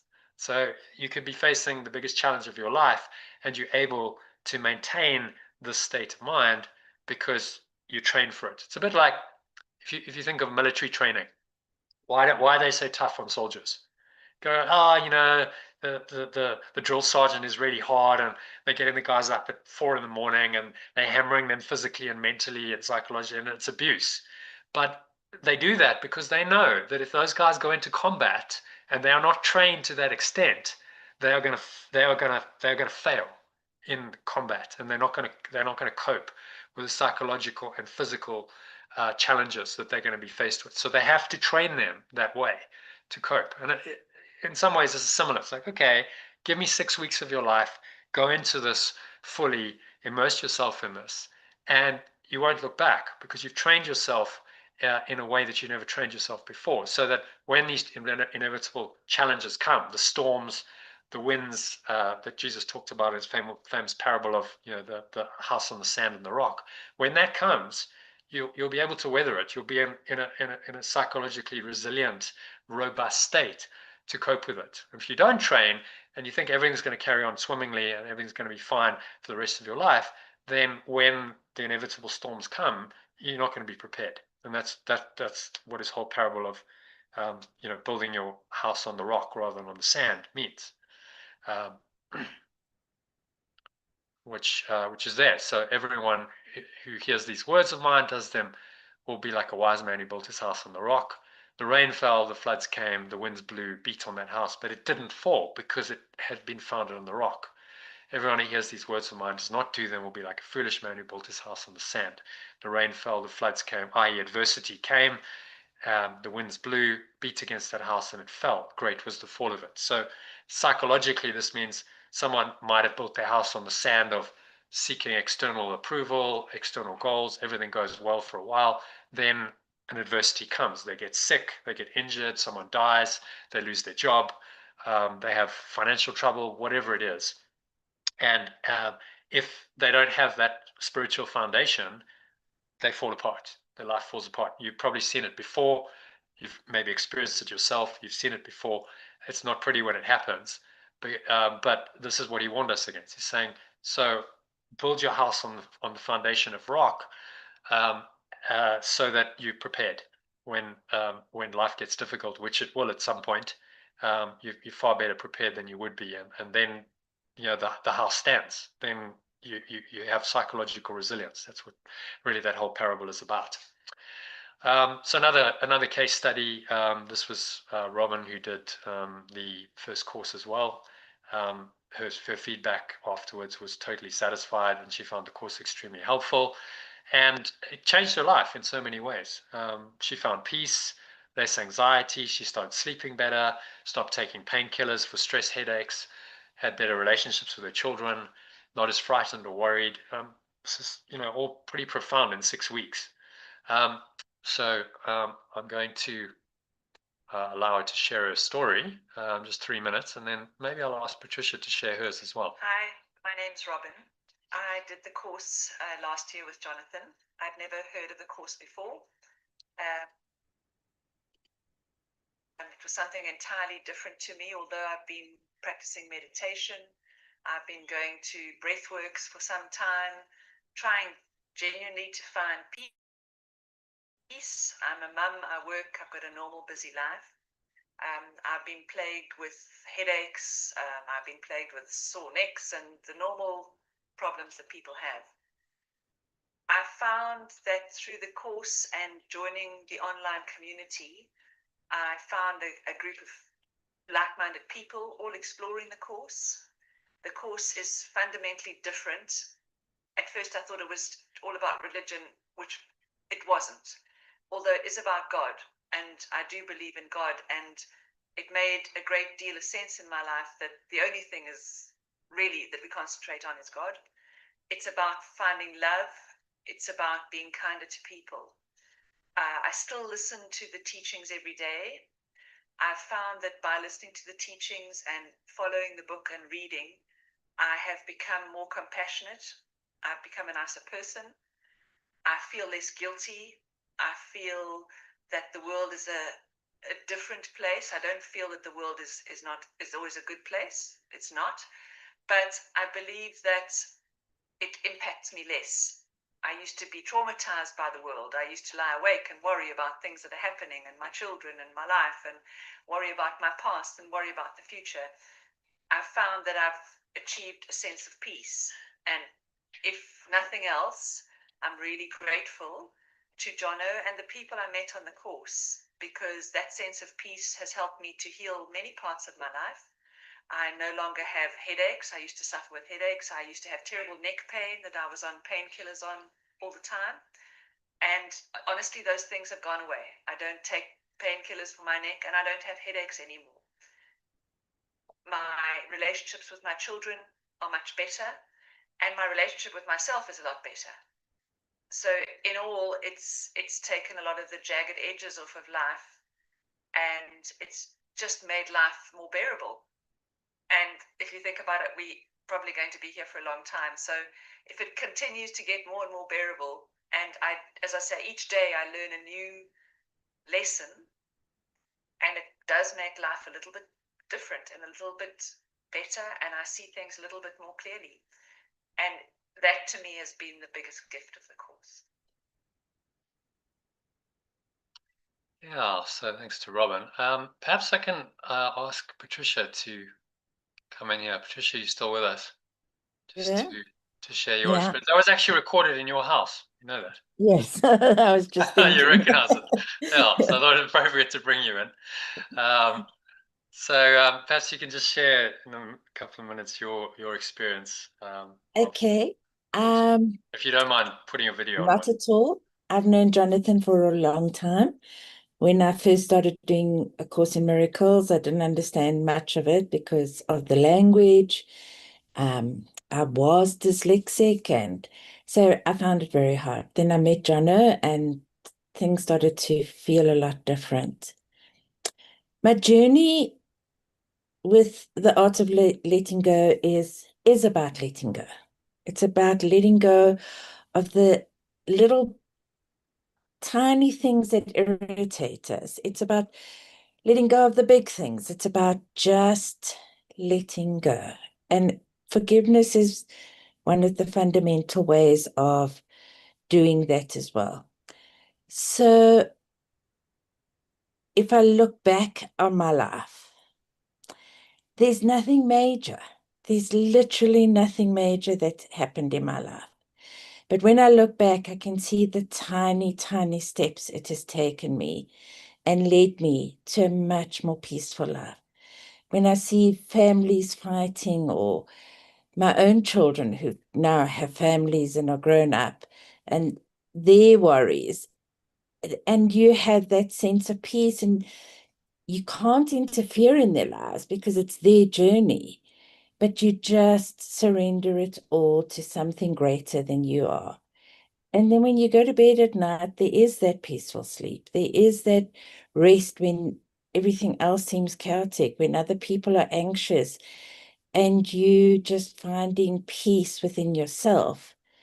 And that really, it comes from letting go and forgiveness. That's all it is. Thanks, Patricia. Yeah, so look forward to having you on our journey with us, because Patricia's a long-time course student and has a lot of wisdom to share as well. So it's not just me; it's the wisdom's coming from other people as well. And then Lynn, maybe you can just share a bit of your experience of doing the course a couple of years ago. So in there. Yeah, sorry, I couldn't unmute it. It's really weird because so much has happened in the last couple of years. It feels like a lot longer ago, but I can remember. It's like what's the right word for it? Coping mechanisms. So for me now, it's just shit happens. Still, stuff happens still. But I'm able to shake it off a lot quicker. I'm able to let it go and trust and not go into depressions like I did decades ago. It's just all a lot easier to cope with. Yeah, and would you say the Art of Letting Go course and program, because you did it for a couple of years, really helped you in that? Yes, yeah, it did. Yeah, very much so. Yeah, it was obviously at the right time. Yeah, I learnt a lot. It's about connecting with with peace, really. I was able to tap into peace more. I can't remember what it was like before then. I'm kind of in that place where I can't remember what it was like before now. I've been through stressful times since, and I'm sorry to hear about your dad. Sorry for your loss. Obviously, I lost my dad 2 years ago, and in December, I went through a real period of grief again, you know, because it was the second anniversary. But you know, I'm not feeling that right now, so I can't relate to it so easy. I just know that stuff still happens. There's still things that make me sad or angry or challenge me, but I just don't sink into that anymore. Yeah, you I can let put my it go trust more out easily. there. Yeah, I let it go. I can put my trust out there, and it works every time. Yeah, oh, that's brilliant. I remember, you know, some of those situations we worked through. Yeah, Of course, loads. your dad died, you know, while we were busy with the program, Yeah. and then challenges to your business, and you know, Mm. I remember several sessions where it was like I could see a light bulb going on in your Yeah. mind, and you went, oh, yeah. And I remember the session you gave up Diet Coke. I remember that. Very, You very know, oh crap, I don't even remember, but I've stopped drinking Diet Coke, but it's not good. I now drink Pepsi Max. You're back. Oh, you gave it up, Lynn. I did. We're I just- can't drink Diet Coke anymore. And Yeah. although Pepsi Max I know isn't good for me either, I don't have like the side effects I used to have from Diet Coke. So it's like a little tiny step forward. Yeah. Well, you've shown you can do it. So Yeah. yeah. Yeah, I had lots of awakenings with the one-to-ones with you and doing the course. I mean, yeah, little miracles happened. Yeah, changes of perception. They're the life-changing things, aren't they? Because you can't go back then. Once your perception has changed. Once you see it, it's like, okay, I'm, you know, as you say, I can't remember how it was before. No, I can't. That identity is gone. That person has died, and someone has been, you know, someone, another awareness has been reborn in you, which is the whole idea of, you know, resurrection. Yeah. There's still stuff to do, but you know, not so. Yeah, So it's a journey. I mean, it's no finish line. Oh, now I'm enlightened. I can just, you know, stop. It's like, no, you know, life goes on. Challenges keep happening, but you know, it's a way of. This becomes the art of letting go becomes not an accomplishment, but a way of living. Yes. It's the way you choose to live your life. Okay, so this is how I'm going to approach my life. This is my strategy. This is how I'm going to approach any situation, and it's the only way that is really sustainable. That's going to work consistently in the long term. You know, we all think other ways are going to work until we suffer and we struggle, and really all that struggle and that suffering is designed to do is to help us to change our mind. Say, well, maybe it's not going to. Maybe that way isn't going to work. So, you know, I've got to change my mind and change my perception. As Jesus says in the Course, you know, the sole responsibility of the miracle worker is to accept the atonement, or the at-one-ment, as I prefer saying, for himself or herself. Yeah. That's all you're here to do.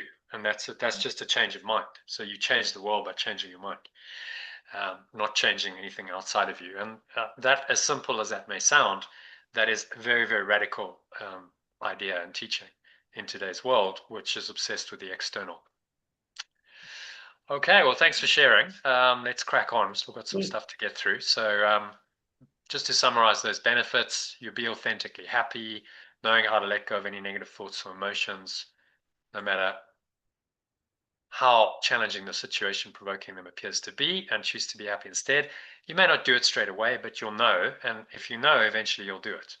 That's the idea, because you just go, well, I'm suffering, but I know why I'm suffering, and I know that I have a choice here, and then you do something about it. You let it go. If you think that your happiness is caused by external circumstances and people and events, then you're stuck, because you have to change them, and that is very a very frustrating and futile thing to try and do. Change the world so that you can be happy. We've all tried it, and we've all failed repeatedly. You'll also do your daily activities in a state of flow. So you start with the being, then you do. In flow, you'll know how to remain poised and enjoy the moment while taking positive, harmonious action to respond to any situation effectively. And benefits 3 and 4, experiencing. Right? So be, do, experience, fulfillment, higher purpose, and well-being. You'll start experiencing happiness and flow in every aspect of your life. living a truly well, purpose-driven, extraordinary, ordinary life that includes moments of bliss and miracles. And those just happen. We call grace. There's no expectation. When they happen, great, enjoy them. If they don't, at the very least, you're happy and in flow. And key benefit 5, putting all that together to live a truly successful, abundant, resilient, and inspired life. So you'll consistently experience happiness and flow in every aspect of your life and live a truly successful, abundant, resilient, and inspired life filled with these miraculous experiences and results. Right? All of this doesn't happen after 6 weeks necessarily. It's a process, but what I can promise in the 6 weeks is that you start that process. You set it well in motion. You start establishing some perceptual shifts and changes and some habits that, if you continue, will bring you into all of these benefits, experiencing all these benefits, and ultimately living this. That's a pretty amazing life, to be happy in flow in every aspect of your life, living truly successful, abundant, resilient, and inspired life with miracles and happiness and bliss. What more could you really ask for, really? There isn't too much you can ask for. So I just want to share what some of the specifics are that are included in the course. I'll go through this pretty quickly so that you get an idea of what's actually included. We've talked about general principles. It includes a lot of tools and a lot of techniques, starting with meditation. So there's a guided letting go theta meditation, which I've recorded. It's unique. You're not going to get it anywhere else. It's entirely my own creation, drawing on various sources. But as I said, it's unique to the art of letting go in a 1 hour, 40 minute, and a half-hour version. So if you can't do an hour, you can do one of the shorter times. That I've sold for £8. So I've just put an £8 value on it. Power sleep track. With binaural beats to help you sleep at night, and 2 live guided meditations Monday to Friday, about 5 hours a week. So include all of that. Just a bit on meditation. Just to know that even half an hour a day over a period of 8 weeks. Okay, the course is 6 weeks, but the research in the study went over 8 weeks. Showed that people became less stressed, less reactive to other people's negativity and suffering, and more compassionate. And there's many other studies. If you ask AI or Google for research on meditation, you'll find hundreds of studies that show that it lowers stress levels, it boosts immunity, it improves mental and physical health and well-being in so many ways. So then we have to ask ourselves, well, why isn't that one of the default treatments for mental health? It's interesting. Why do we prescribe drugs, antidepressants, and not meditation? Well, I think we all know the answer to that, because you can't make as much money from meditation. It's free, whereas you can from drugs. So that's the system we live in. So what can meditation do for you? It can lower your stress levels. You can have more peace of mind and poise under pressure, and improve your mental clarity and concentration, raise your energy levels, help you sleep more deeply, increase your productivity and effectiveness, boost your immune system and your general health and well-being, slow down your aging process, help you live longer and feel younger, develop your intuition and creativity, improve your ability to let go and forgive others, experience more loving, harmonious relationships, make you feel happier and more fulfilled, and continuously guide you to find your flow in life. And I could probably add some more if I wanted to, but those are all pretty profound, life-changing benefits that have been shown in research to be the product of a regular disciplined meditation practice. As Martin said, the theta meditation has been wonderful, really has brought a lot of value to my life. I love the second part where you center yourself and smile, very powerful stuff. So you'll also get recordings of the live meditations sent to you via Telegram. So if you didn't make the live session, you can catch it on the recording. So that's component 1 is meditation. Then forgiveness or letting go, we talk about that directly. There's some techniques that I teach, a 10-step letting go process, instruction and written worksheet. Again, that's a process that I've come up with to summarize the key steps in forgiveness as taught in A Course in Miracles. There's 6 other shorter letting go techniques. I've already guided you through one of them, the 2-step letting go process, in the Art of Letting Go course manual. A daily mind training lesson from Course in Miracles, sent via email and Telegram. So that is done in its original and its alternative form. Again, the alternative form you won't find anywhere else. That's unique to the Art of Letting Go because only I've done it. So you're getting access to content that you're not going to get anywhere else. I valued all of that at fairly moderate, I'd say £54. Remember what Chichi had to say about making forgiveness seem simple. And that's really the idea, is to break it down, give you worksheets, give you tools, give you a step-by-step process to actually make it simple. Third component is breathwork and mind training.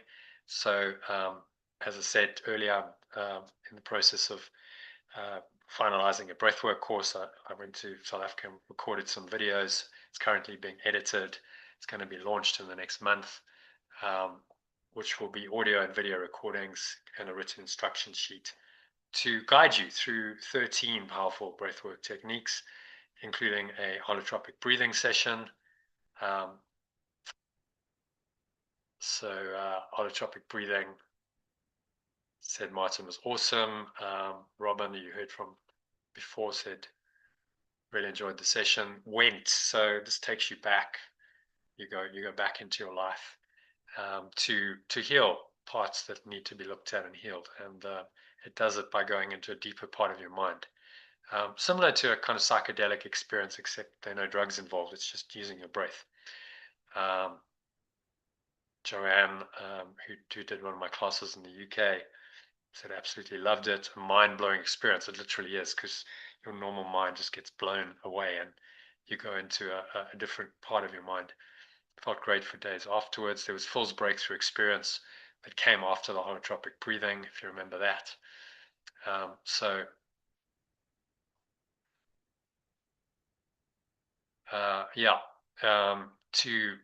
You get 2 audio recorded breath breaks, 3 to 15 minutes each, to guide you through practicing the mind training lesson for the day from the workbook from week 2 onwards.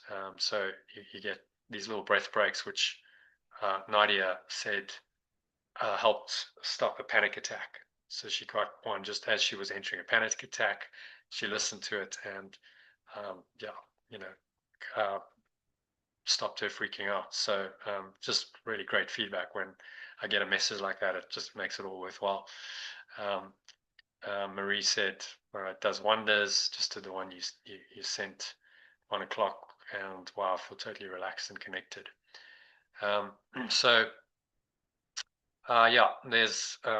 There's quite a lot of value in all of these. I've just valued the breathwork course. I'm going to be selling for about £70. The audio recorded breath breaks, 35 days, and 2 of them just valued at £1 at a time. And then you've got daily emails and Telegram messages. So you're going to get an inspirational quote. You're going to get the mind training lesson from the course with illustrative pictures. I'll just give you a little idea of one of those quickly so you can see it for yourself. Let's go to, this is today's lesson. So there's an introduction and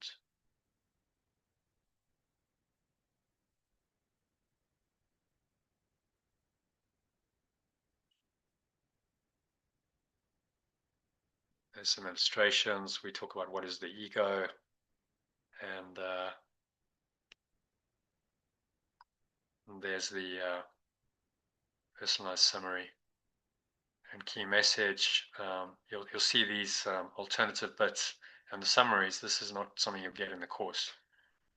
So there's a, I don't know why it's put these characters in. I've done something. I think I need to just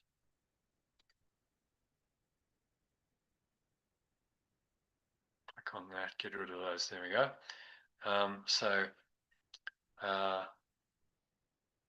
you get an illustration. There's the original in the black text, and then the alternative follows below, and you'll see that some of the traditional Christian terms, Father becomes source, Christ becomes true self, and just those changes seem to make a difference in people's understanding. So these translations, as I said, are completely unique to the Art of Letting Go. You won't get them anywhere else. These images I'm using by permission of someone who spent a lot of time illustrating every lesson. So you just get some illustrations thrown in as well. And then there's your breath break, and a well-known teacher called David Hoffmeister reading the lesson. So various tools, resources, and there's a discussion session as well, which you can access. So you click on that, it takes you straight into that part of the discussion where we begin discussing the insert on what is the ego and today's lesson. So, and there's a 29-minute longer meditation. So there's a lot of support, there's a lot of resources, and all of that comes to you every day via email and via Telegram, whichever method you prefer. You can use group discussions. So using Zoom, this great medium, live interactive online discussions from Monday to Friday, and also on Sundays when we do, the key sessions are on the Sundays, so everyone can make them because it's a weekend. About 17 hours a week, roughly. So, as I said, it's immersion learning. You don't have to attend all of that, but join what you can. There'll be some in the afternoon, some in the morning, some in the evenings. So if you work during the day, you can join. But if you don't work, a lot of people don't, or they're flexi time, you can also join during the day. So I've kind of mixed it up. It's afternoon and evening. Audio recordings of the live sessions sent immediately after the sessions. It's about 17 hours a week. 1 or 2 extra recorded discussions, 12 hours a week. And if you add up all that value, there's a lot of value in these live discussions. It's where a lot of the transformation happens. As Vin said, powerful dynamic in doing the course material together as a group and sharing energy. And then reading of the actual course. So reading one lesson from the ACIM workbook in the morning, that's 1 to 2 pages. I send you it in both its original and its alternative form. One section of the text, an average of 2 pages every evening in both the original alternative Art of Letting Go non-Christian language. Again, those are unique to A Course in Miracles. You won't get them anywhere else. This lady who did the course said, I find that the text amazing to read. It really speaks to me on a deep level, answering my questions about life, the universe, and everything. Simply awesome. One caveat, she didn't actually continue because she wanted to self-study it. And if you want to self-study the course, then this program isn't for you. It's not self-study, it's assisted study. Most people want some kind of assistance, but if you just want to read the course yourself, then by all means read it. I'm not saying that isn't valuable, but a lot of people need the assistance. You don't have to buy a copy of the course if you don't have it. It's currently valued about £20 online in the UK. These other factors I've already factored in to the value, so I'm just showing them, but I haven't actually counted them because they would be double counting them. So £20 saving goes in there. Then you've got fasting and abstinence. That's the 6th method. So I'd recommend not eating for one 24-hour period of every week for 12 to 16 hours of every day during the 6-week course. I do intermittent fasting for 16 hours a day every day, and I do a 24-hour fast once a week. So I do this just as part of the way I live. If you don't do that, you probably don't. This is a chance to try it out, experience it, learn it, give it a go for 6 weeks, and if you don't like it, you can always go back. But the benefits are profound. I won't go into all the benefits of intermittent fasting, but you can look it up online and you'll see that there are a lot of not just physical but mental and psychological benefits as well from that process, because it's you're letting go of one of the primary ego desires, which is food. It also means giving up things like drinking, smoking, taking recreational drugs, anything that's harmful to your health and well-being. Maybe not watching TV, avoiding news. I'd recommend all of these as practices of abstinence during the 6 weeks and saying, I'm just not going to do it. I'm going to give myself a break from all of this toxicity and I'm going to see what happens. So I haven't been able to put a value on those because very difficult. You might not drink, smoke, or take recreational drugs. You might not watch any TV or avoid news. But if you do, then these will be costing you something. And only you will know that cost. £250, well, that's probably what you'll save. It's probably what you'll save on food alone if you're not eating as much, and you use your stored fat instead, which means you lose weight. That's the benefit of it. So it's not primarily a weight loss course. It's a spiritual awakening course, but as a side benefit of that, yes, you certainly probably lose weight if you need to at the end of this. And an end of day reflection. So asking yourself 4 powerful questions at the end of every day while listening to the Power Sleep track. Or I give you an end of day reflection audio that you can just listen, guides you through it. I do this every day, find it really helpful. It just helps me to put the day to bed, to learn whatever I need to learn. Just valued that at £5. And there's a quote for Patricia. So Patricia, if you're still with us, maybe you can share. No, I think Patricia left us, so that's fine.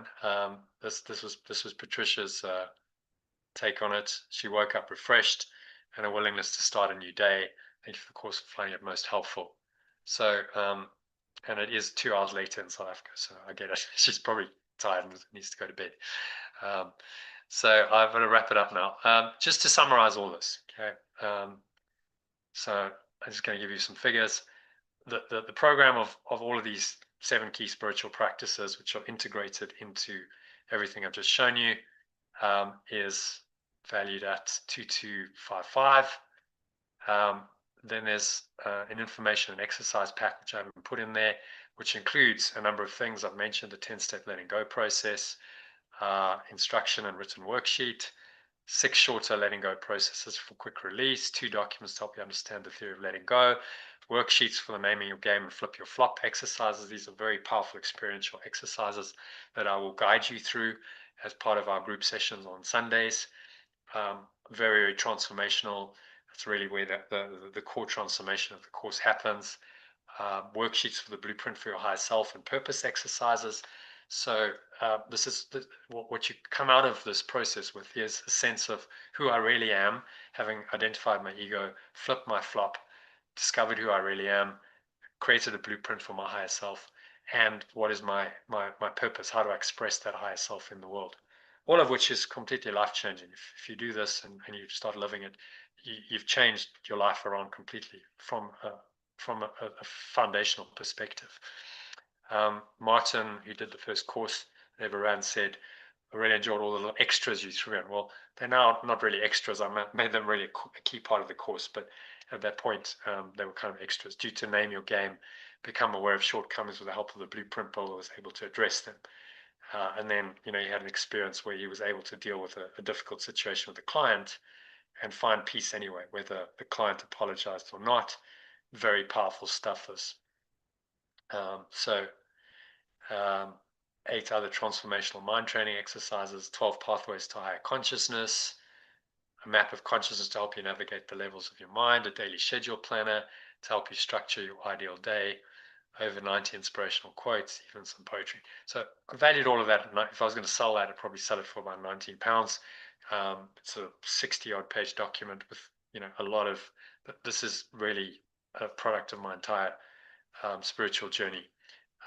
Put together, I think, the most valuable tools, techniques, and resources in one manual, which is available to you. So it's a £19 value. If you add that up, and there's the letting go meditation power pack as well, guided letting go theta meditation, the power sleep track, which I've talked about. Just to give you an idea of how powerful it is. This lady said, she's this in days of CDs.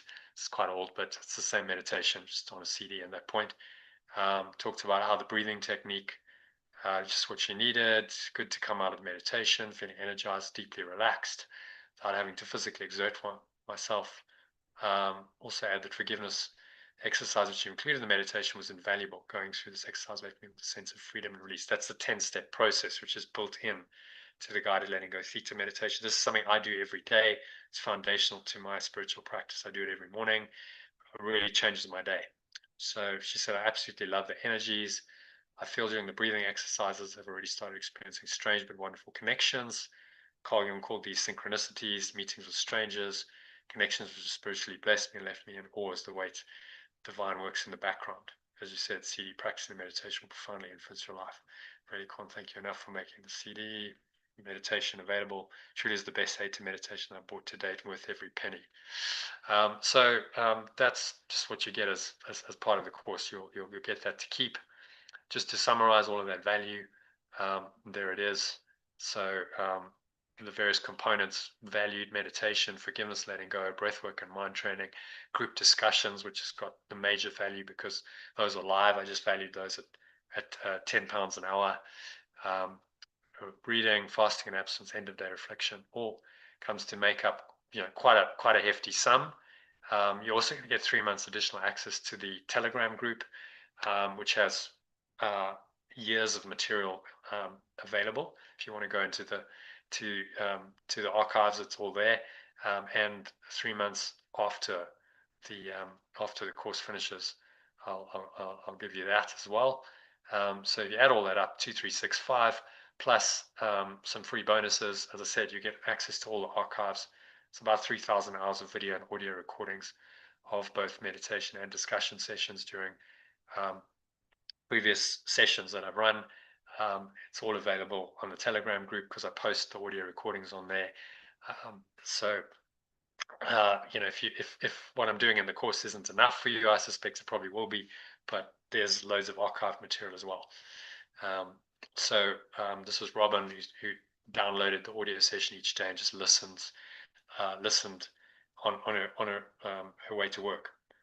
And so all the negative, stressful thoughts that used to preoccupy her mind are now not there. So that's a way of really, you can be on your way to work and listen in the car, listen on the train, and use time that you would otherwise just be fretting or listening to something inane, and use that time for this process of mind training. Also, there's about 1,000 hours of audio recordings of meditations, many with background music and nature sounds built in, available through the Telegram group as well.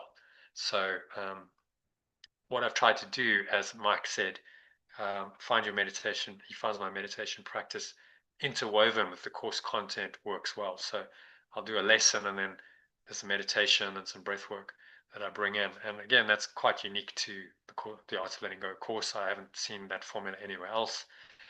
And those little guided meditations on the lesson, he said, show me things I would not have picked up before. They give the space to view it differently.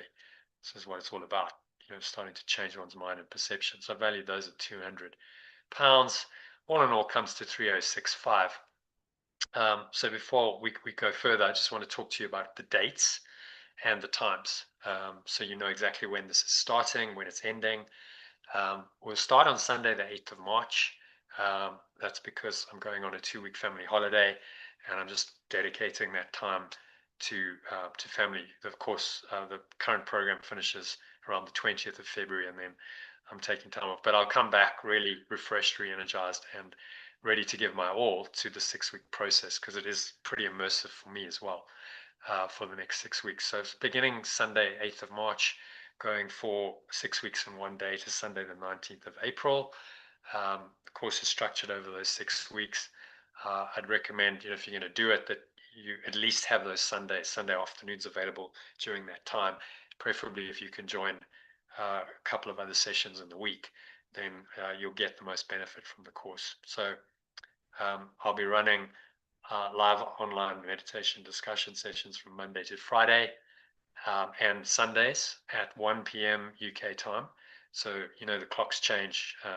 So I've just said UK time because the times change about midway through the course. So that's Tuesday, Thursday, Friday at 1 p.m. And then evening sessions Sunday, Monday, Wednesday from 7 p.m. onwards. Some of the Sundays we might start a little bit earlier in the last 2-3 weeks because there's a lot to cope with, but it's going to be around that time. So you get an idea of the times. Sessions typically last 2 to 3 hours. except for some Sundays where we get into the experiential coursework, and I work through each exercise with people individually. So depending on how many there are in the course, I'm not expecting it to be more than 10 people.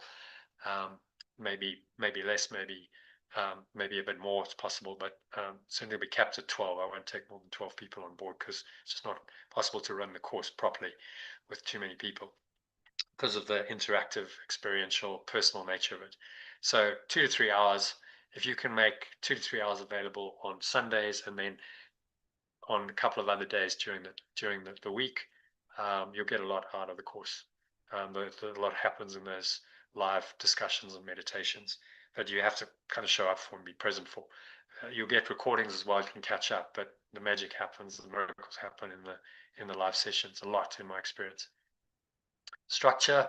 So week 1, introduction. You get to explore the theory behind the course. You read and discuss the first chapter of the text. You work through exercises 1 to 3 in the Art of Letting Go course manual. Study and apply the first 7 pathways to higher consciousness. Learn and practice 7 fundamental breathwork techniques.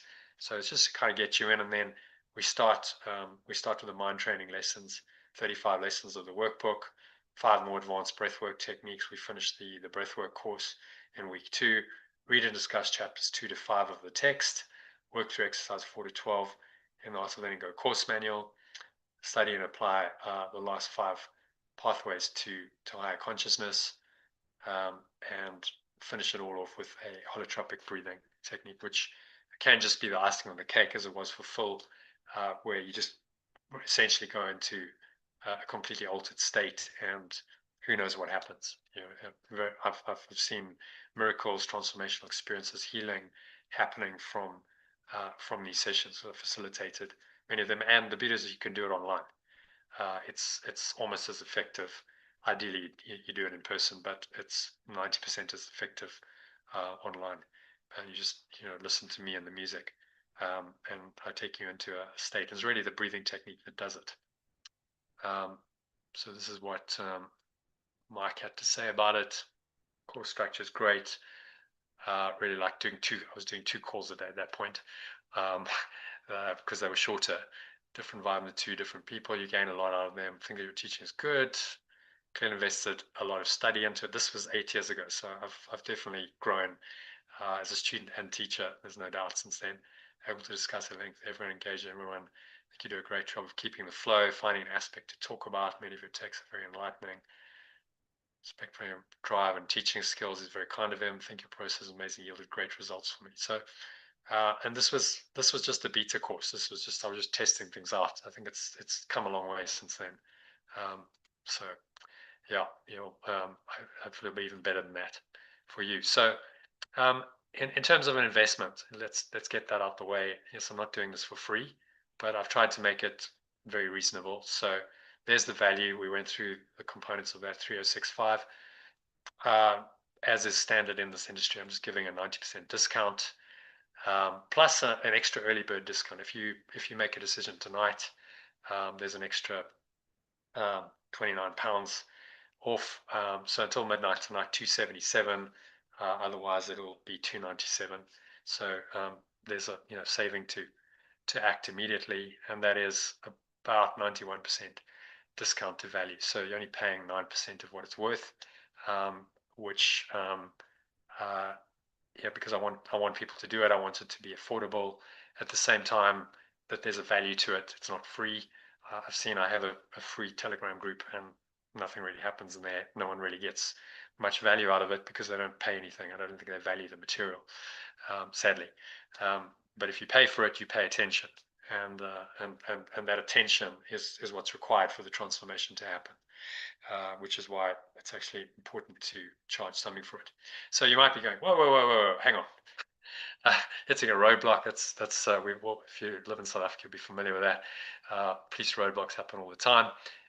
So you might be saying, I can't afford the money or the time, or both, right? So the solution to that, if those objections are valid and you're not just making excuses, you really only have a few hours a week, and maybe you don't have the money, then I'd encourage you to do the solo version of the course or the program, and that really involves doing everything in the mastery course except the live discussion and meditation sessions. That's why I call it the solo version, from Monday to Friday. So you can still do the session on a Sunday, which is really the key one, where we guide you through the processes directly. That's the most important one. So you can do that one. If you can't make that one, you can do another one, but I'd really recommend you do the Sunday one. So that's something like 21 hours, maybe a bit more, because some of the sessions go longer than 3 hours, depending on how many people are involved. I don't know that at this stage, but there's a lot of benefit in that, and I've really made that as cheap as I possibly can. I can't go lower than this. £97 for a course that's still valued after you've taken away those extra discussion and meditation sessions at 2275, which is a 96% discount to value. So you're only paying 4% of what the course is actually worth. Hopefully that's affordable for anyone here. £97 is not a lot of money.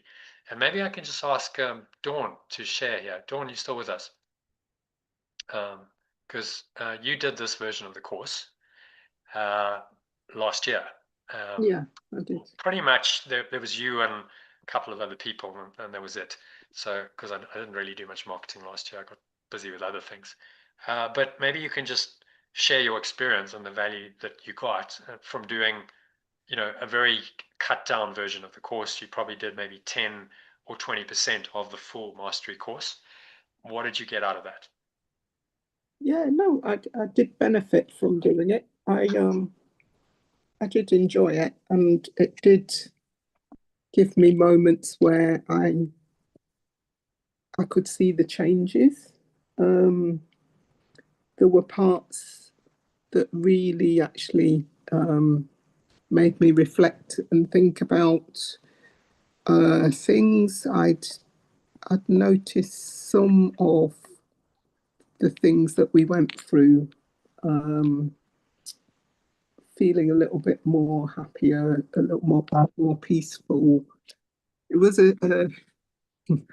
quite a busy environment, and quite not great as I was doing the course, but I felt the benefit for doing that, even though there was a lot going on. I wished I had more time, but the time that I did use was really helpful. Yeah, it was helpful. Yeah, and so that's the idea. If you were time constrained and budget constrained, but you did what you could, and it had a benefit and a value. And I'm hoping this year you can take it a step further and do the full program. That's obviously up to you to work out in terms of budget and your time available. But thanks for sharing that, because I think it illustrates the point that even doing 10% of the full course, there's a lot of value in that, because it's 10% more than you would have done. And these principles and practices are life-changing. Even if you do a little bit of them, you were doing 3 hours a week of live sessions, and then I don't know how much you practiced in between in the day. I think you said you read some of the lessons and try to practice them. So maybe spending 4 or 5 hours a week, something like that, on it. Would that be fair? 4 or 5 hours a week, and the benefit was nevertheless quite profound. So my point is, there's a benefit in doing this, and I'd rather you did this than don't do anything. But if you can go for the immersion experience, you'll get more benefit. It costs more, but there's a lot more benefit. Instead of 10 or 20%, you're doing now 80-90%, and you get 80-90% of the benefits. And I've seen people have authentic life transformations, epiphanies, awakenings. I've shared some of those experiences in the course. And so who knows what's in store for you? I can't say. But what I can say is if you do it fully and you immerse yourself in it, something's going to change. Shift is going to happen. I can guarantee that. How exactly it's going to happen for you, when it's going to happen, I can't say that. But shift is going to happen. A change will come, and that will be exactly the change that you want. That you're looking for. Yeah, thank you. Yeah. So yeah. Can you afford not to do this? That's the question.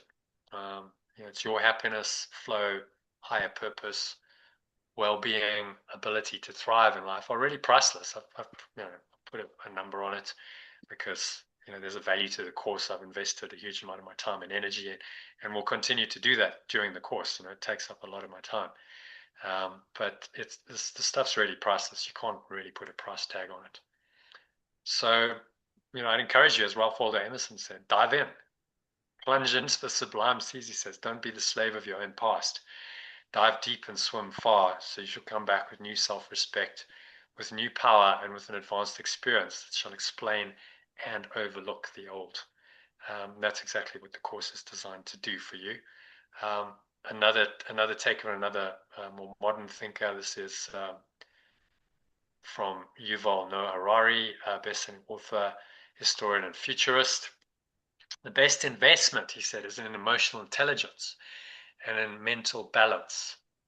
These kinds of skills, how to keep changing throughout your life.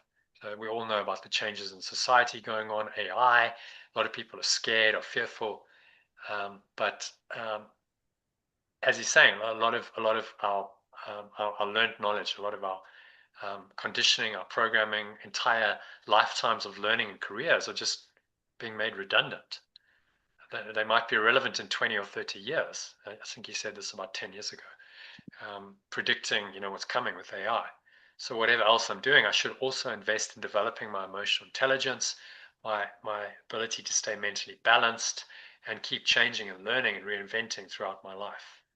So to give a metaphor, quite a good metaphor that he gives, if in the past education was like building a stone house with deep foundations, now education is like constructing a tent that you can fold up and move to another location very quickly and easily. So you become resilient, nimble, flexible, adaptable, because you have these deep spiritual foundations.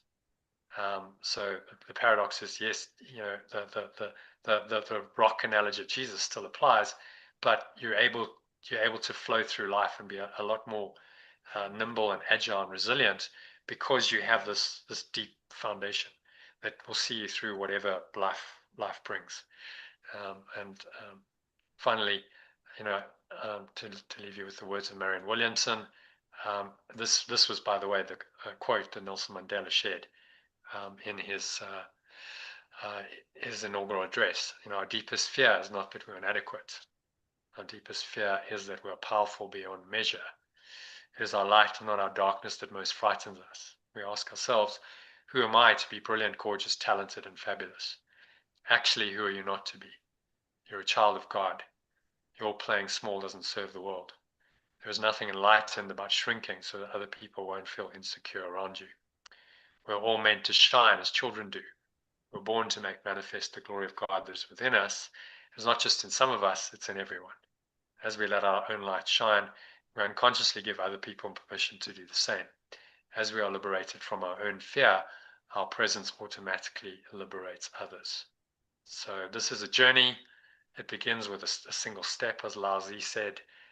That step is a call to adventure, and the hero's journey. We'll go into this in some detail in the course, so I won't dive into it now, other than to say you start in the ordinary world where you are currently in your normal state of consciousness, and then there's a call to adventure. Someone says, hey, how about it? Are you up for a journey? And that's exactly what I've done today. I've called you to adventure, said, wake up. This is from The Matrix, which we also, by the way, will study as a film study in the course. You remember the first scene, Neo's asleep, literally and symbolically asleep, but he's searching, and then this message comes on his computer, wake up. The Matrix has you follow the white rabbit, and there's a knock on the door. This woman appears with a white rabbit, and he's like, okay, well, I've just been told to follow the white rabbit, so let's go for it. And he goes down into the depths of this. It was a sex club, actually, not a very nice place, to pursue his destiny. So symbolic of, okay, will you go down into the rabbit hole of your own mind to find yourself and find your authentic happiness? That's the question, which only you can answer. So if the answer is yes, and you'd like to join me on the journey and register for the Art of Letting Go course, then just tell me now. Say, yes, I'm up for it. in words, or just send a text in the chat, or send me a text later. You've got my number. You can send it on WhatsApp or Telegram to let me know, and I will send you my bank details so you can transfer the money. Simple as that. If you're in the UK, or if you're outside the UK, don't have a UK bank account, you can pay by debit or credit card. If that's more convenient, just let me know, and I'll send you the link to pay securely online. And yeah, it's done by Stripe. So, and remember, you'll save £30 by paying before midnight GMT tonight. Otherwise, it will go up. So that's it from me. I've spoken enough. Probably a little bit too long. See, a couple of people have left us, but any questions or comments? Thank you, Jonathan. I just want to say that, yeah, that was a great presentation. I'd really like to join. I just wanted to clarify the time commitment. Yeah. So, because I also have got quite a lot on, but I really do want to do your course. And Fantastic. yeah, so can you just summarize for me what the weekly time commitment is? So I would say as a minimum, you want to be spending Sunday nights doing this. So allocate 7 till 10. Okay. At least 3 hours on a Sunday night.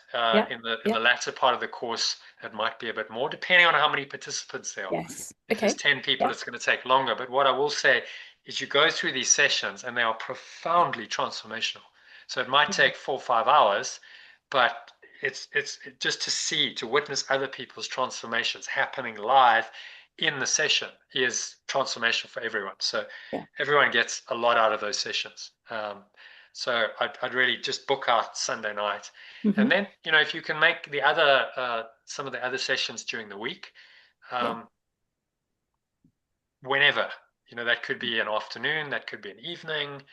If you could make 2 or 3 others of those sessions, great. If you can't, you'll get access to the recordings.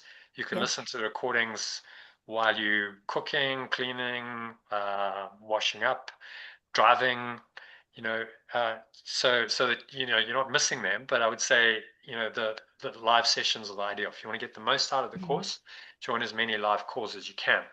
Up to you how many of those you do. No one's ever done all of them except me.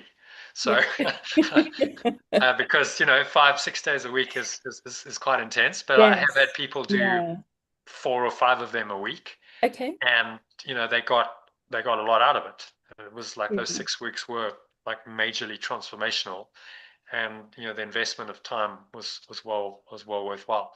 I'd also recommend doing a meditation. So if you do the meditations in the morning, there's a daily schedule that I recommend you do, and you follow that as much as you can. So allocate an hour in the morning for meditation. Maybe you already do that. If you already do that, if you already do meditation, then just take that time and do what I'm recommending for 6 weeks. You can always go back to what you're doing, but just give it a go and immerse yourself in this. So some of the other practices that you do, maybe you drop those and you use that time instead for this, which means it's not new time, it's just time you're already using, just reallocate it to. So maybe this overall takes you 10 to 15 hours a week, I'd say, if you really want to get decent benefit.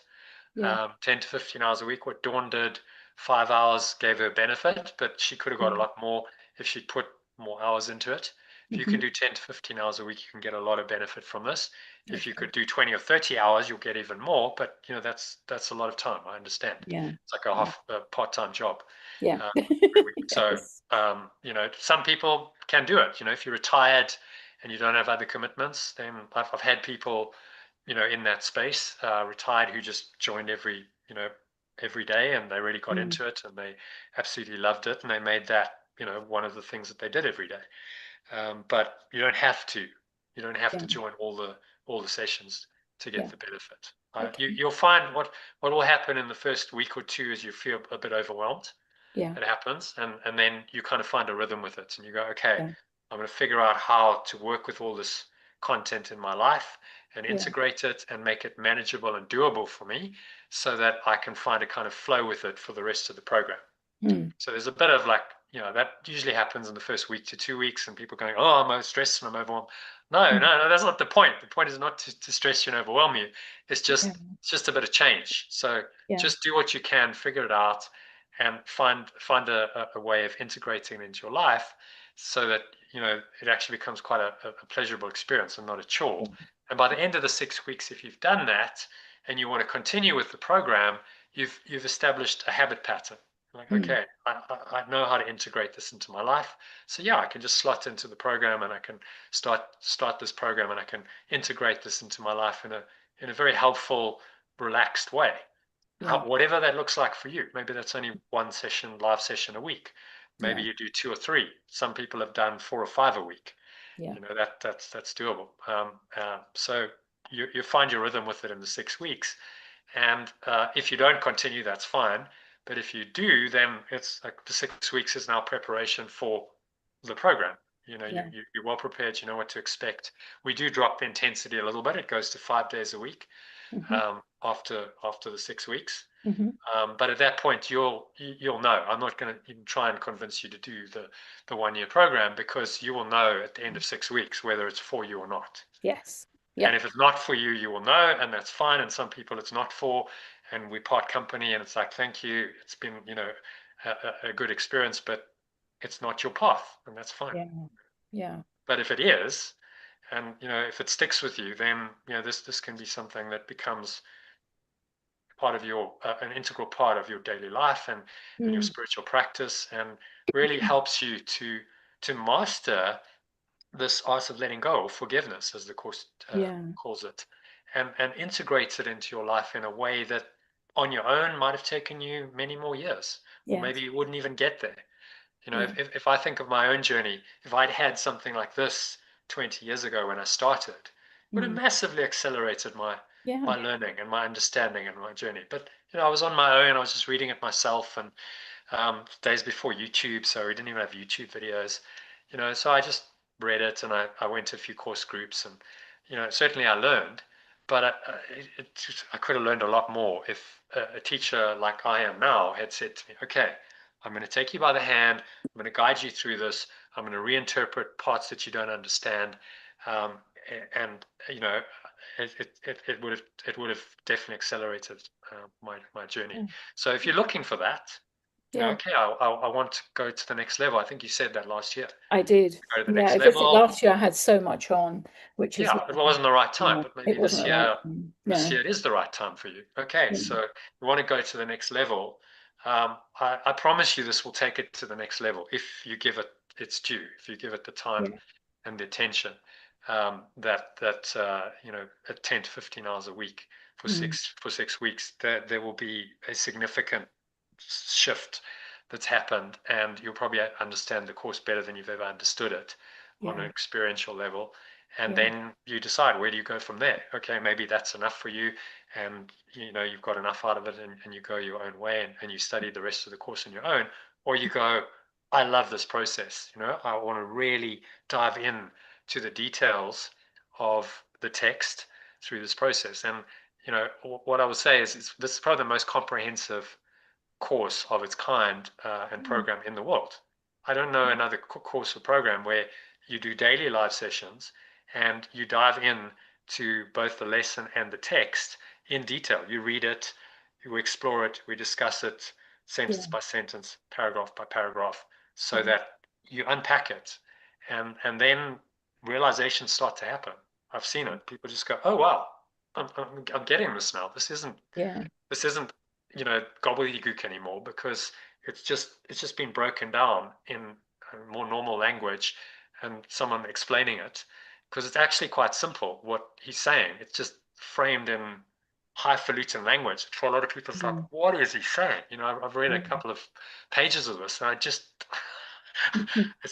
zoning out. I'm not it's not penetrating anymore. So it's bringing principles of study. How would you study something? It's saying, well, you would study it by reading it, by reviewing it, by discussing it, by summarizing it, by reading the summary. This basic study methodology. I've just applied that, and you get all of that given to you. I've developed, there's an example of, this is just one, right? There's 365 of these for the lessons. Yeah. I mean, you've put a huge amount of work into this. I have. Yeah, I mean, it's not, as I said, it's probably 20,000 hours. If you include, I mean, all of the documents, all of the, all of the emails, the text messages, the discussion sessions. It's been pretty much a times full time, the last few years part-time job for 8 years, right? So that's what I put into this. And you get the benefit of all of that, and it's now time to get it out there and market it. I think it's incredible. Yeah. So, you're getting something quite unique. You're not going to find this anywhere else, because it's a product of my own personal journey and, in some ways obsession. Like, I just really went into this and went, okay, you know what, I can do this, and I feel called to do this, and it's what I'm supposed to do. And so I must answer that call, and I must do it, whatever it takes. And I've found a way. It hasn't been an easy journey, for sure. But I've done it, and now it's pretty much done. It can always be improved and tweaked. There's no finish line, but largely all of this is done. Years ago, I didn't have these translations. I hadn't done all these documents. I've now got all of them. They're all uploaded. I'm going to put it all into an app. So it's all going to be appified, and that's all coming in the next year or so. Instead of spending the time redoing the text messages and the emails, I'm going to spend time putting all the content into an app. So I'm excited. I'm like, this thing is ready to launch. I've spent years and years developing the foundation to it, and this is the start of the relaunch of it. And hopefully it can grow and benefit hundreds of people in time. My marketing system needs a lot of work, but I'm going to put now focus and energy into that. But I didn't feel like it was right to do the marketing before I'd finished the course. You know what I mean? I wanted to do the content. I wanted to finish and spend time on doing the translations, and which has taken a lot of time, because otherwise you just don't do it. If I got busy with marketing, and now you're just posting on social media, and and then getting busy responding to people, and that takes up all your time, and I wouldn't have got to do all that foundational work. So it's really been guided by the Holy Spirit as to how it's unfolded. When I started 8 years ago, I was like, well, why can't I get 50 people or 100 people in 6 months? It's doable. Conventionally, it's doable, if it was a normal course, but that isn't the way it unfolded. I was guided in a different way, and it's been pretty small, just small groups. Most of the time it's 1 or 2 people joining the sessions. I think, and there's a reason for that, because I was meant to spend the time really laying the foundation, that foundation of rock. And now, it can grow on that, and that's all done. And, I'm very happy that it's done, because it would have been difficult to do it at the same time as now going into full-blown marketing mode. The two are almost opposite energies. It's been very much an inward journey and process for me. And then, the product of it is, okay, I've developed, all this deep, rich content that you're not going to get anywhere else, because no one else has spent this amount of time, translating the course. I don't know anyone who's translated the course word for word and put it into alternative language. As far as I know, it doesn't exist. There are guides to it. There are people who said Course in Miracles made easy. There's a book on that. It's paraphrased. But this is like word for word, but just translated into another language. No one else has done that. So you're getting, some quite unique stuff. That's a product of this 8-year journey. I've been on my entire life, but really since 2018, this has been a major focus of my time. So all I can say is, like, if you can give it as much time as you can possibly manage, you'll see the benefits. It is, I don't say life-changing lightly, but it is a life-changing course and program if you give it its due, and you give it some time. It can really do that for you. And I guess that's what I wanted to create. I didn't want to just go, oh, it's another course in program, and it's $297, and it's there's loads of those, right? We know them, and it's like, yeah, and I'm gonna teach you 7 key skills to do this and this. Like, there's loads of them. You can, and I'm not saying none of them have any value, but it's the depth that they go to. Yeah. They don't necessarily get to the depth of, okay, let's really talk about what is life really about? Why am I here? Yeah. Who are you? Why are you here? Let's get to the Exactly. foundation of it. Because if you don't get to that core, it's just all surface level. Oh, okay, you're going to make your life better on the surface, and maybe some of those ideas will work for a while. But then, the slings and arrows of outrageous fortune, as Shakespeare put it, come, and then you don't handle it. Then it's like, okay, now how am I dealing with this financial calamity, or how am I dealing with cancer, or how am I dealing with the death of my someone close to you? How do you deal with all that stuff? And the only way of dealing with that is through letting go. There's no other way. I've become absolutely convinced about that and passionate about that. And then if you apply letting go in a more normal context, that takes you into flow, and you're actually living in a very flowing, harmonious, effective way. Even when you're not dealing with the slings and arrows of outrageous fortune and life's just kind of going on, it helps you to deal with just the minor stuff that's always going on, right? There's always going to be some difficulties, and potentially arguments and things not going the way you want them to. That's life. Okay, so how are you going to deal with that? Well, you deal with it by letting go. The art of letting go is how you live your life. It's not an end goal. It's a way of living. And if you can get that over the next 6 weeks, well, we're going to start in March. So in the 6 weeks, it's huge. It's a game changer. Absolutely. And then you go from there. After 6 weeks, you go, okay, now where do I go with this? It's like Neo in the Matrix. Okay, where do we go from here? Suddenly, opportunities and awareness that wasn't there before is there, and who knows where you're going to go. I hope you'll continue the journey with me, but if you don't, I'd love to. I really would. I think there's some people I get a feeling with. I think you could definitely become a member of the program, and you could really get a lot of benefit by doing this in a sort of systematic way over the long term. And it just takes your understanding of the course to an entirely different level that honestly on your own you probably would struggle with. No, absolutely, Jonathan, because one of the things I really want is the spiritual discipline and the spiritual, developing the spiritual practice, because that's where I've fallen down so many times in the past. You're in the right place, because that's exactly what this is. It's exactly, a discipline, and that's what I really want to develop. Program saying, okay, if you're ready for a bit more discipline, you're ready for the structure. I'm going to give it all to you. I've done the work. You don't have to work it out for yourself. There's a program. Like every day you literally get, I'll show you this every day. Some of you have gone, this is overkill, but I was like, okay, I want to make this really comprehensive. Okay, so there is your ideal spiritual schedule for the day. It is an ideal. You don't have to do it all, but it's all there. Okay, so and this is going to be appified. So it's going to be in an app, which will make it even more accessible. At the moment, it's just an internet. So that, there's your start. You do the guided letting go theta meditation. Then you say your essence statement and core values, which all come out of the course, right? This all makes sense to you once you've done the 6 weeks.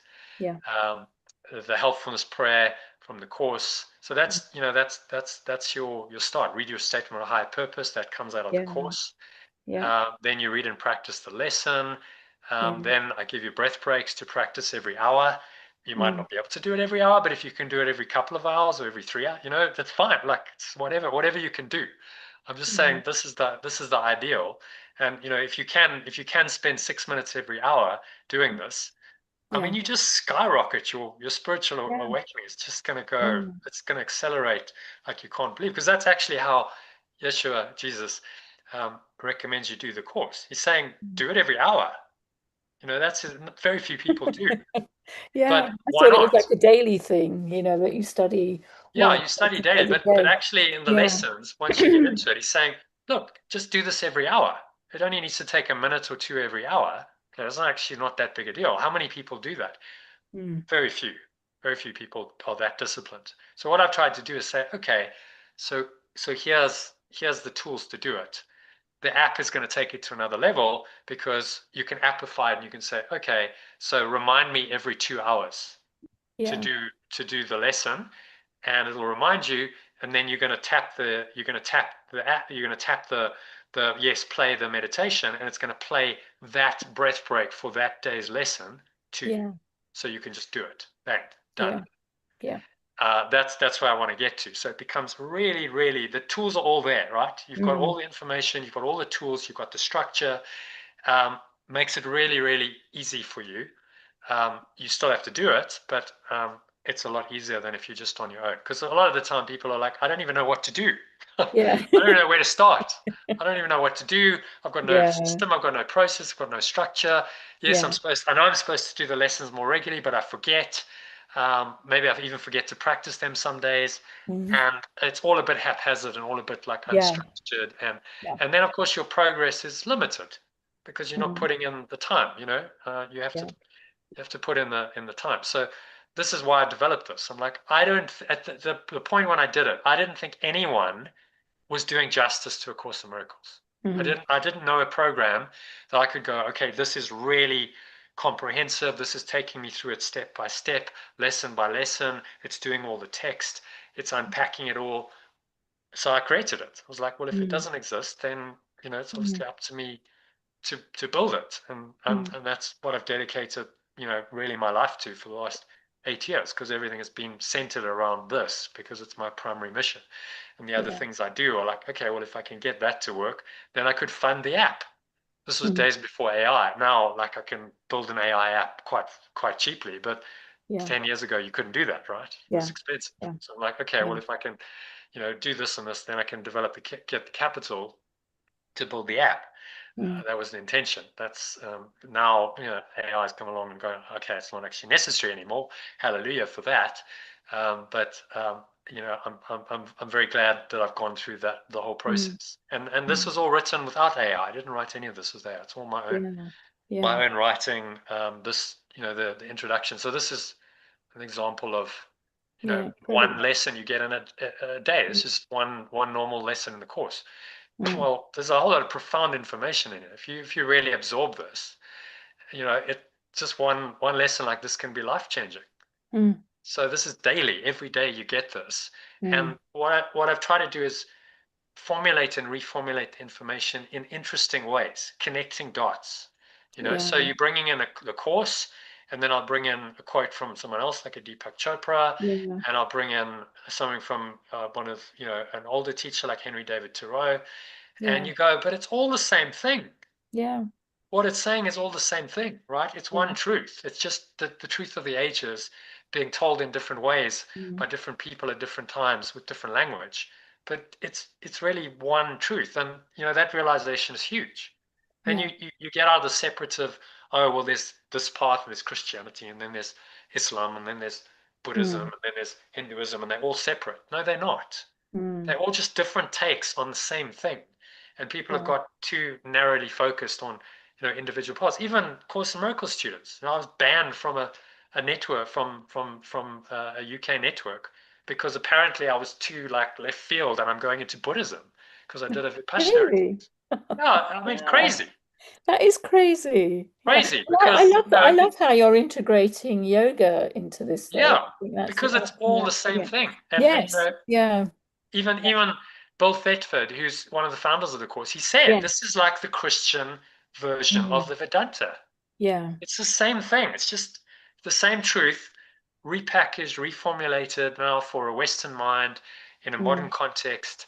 And I've just updated it a bit more because some of that language, you know, the Christ and the Holy Spirit and Father and so on, that for a lot of people is outdated and it doesn't really work for them. So change the language then. The terms are just terms. They're just pointers to fundamental ideas and experiences in our own mind. So the course just needed a bit of upgrading and modernizing because it's now nearly 60 years old. And, you know, that's fallen on me. Other people are doing it as well. I'm not the only person. But I've really tried to say, okay, can we integrate all of these teachings into one course and program that helps people to see that there's really only one truth.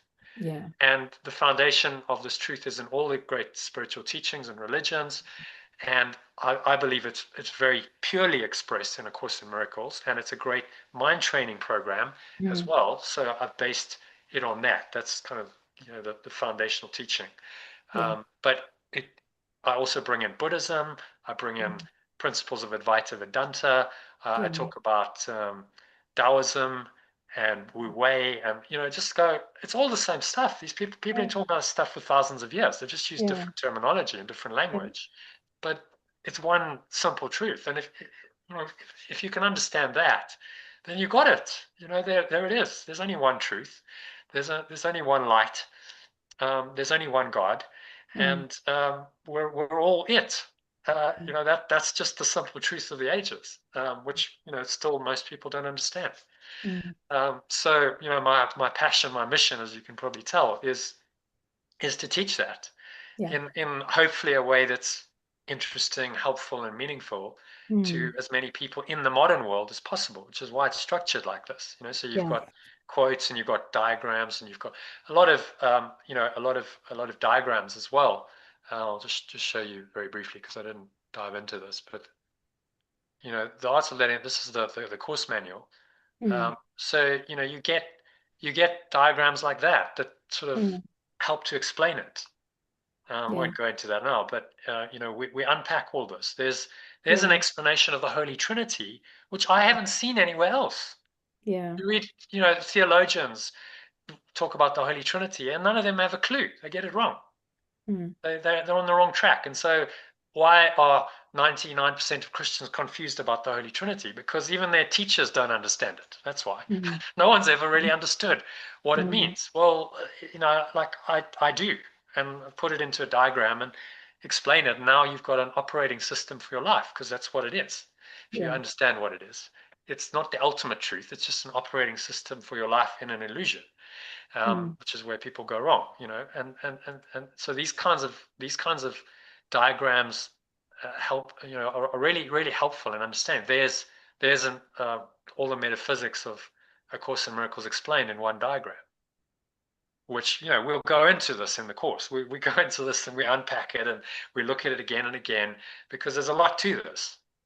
To really understand it is going to take some time, and it's a process, because you've got to reorganize your entire perception, your thought system, and your perception. And that's not a simple exercise.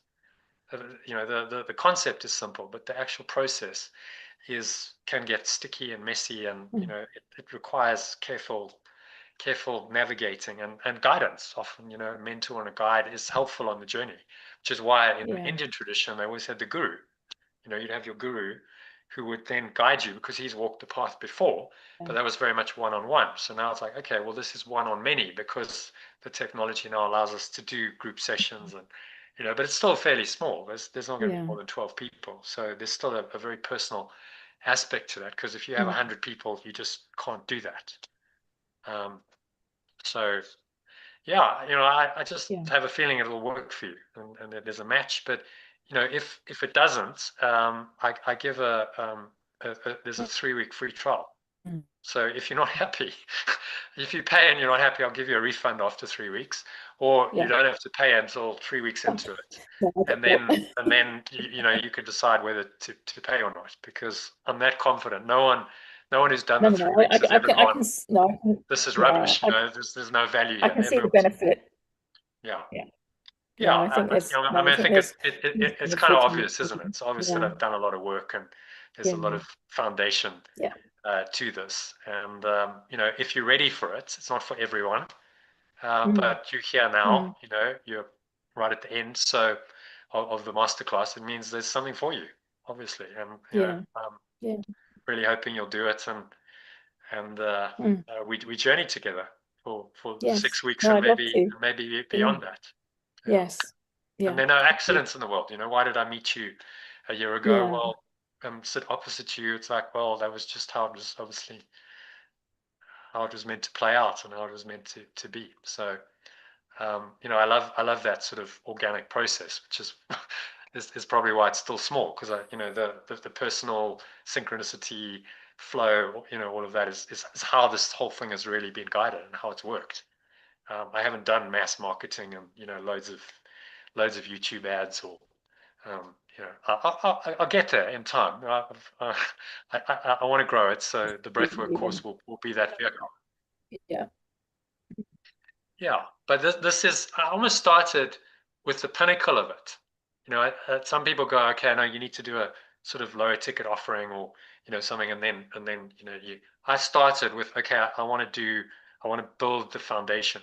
So I just turned it on its head. When I want to build this correctly, and now I'm putting on, okay, so now I'll do a breathwork course, which is part of the Art of Letting Go course, an important part, but it's also now going to be a part of the value chain.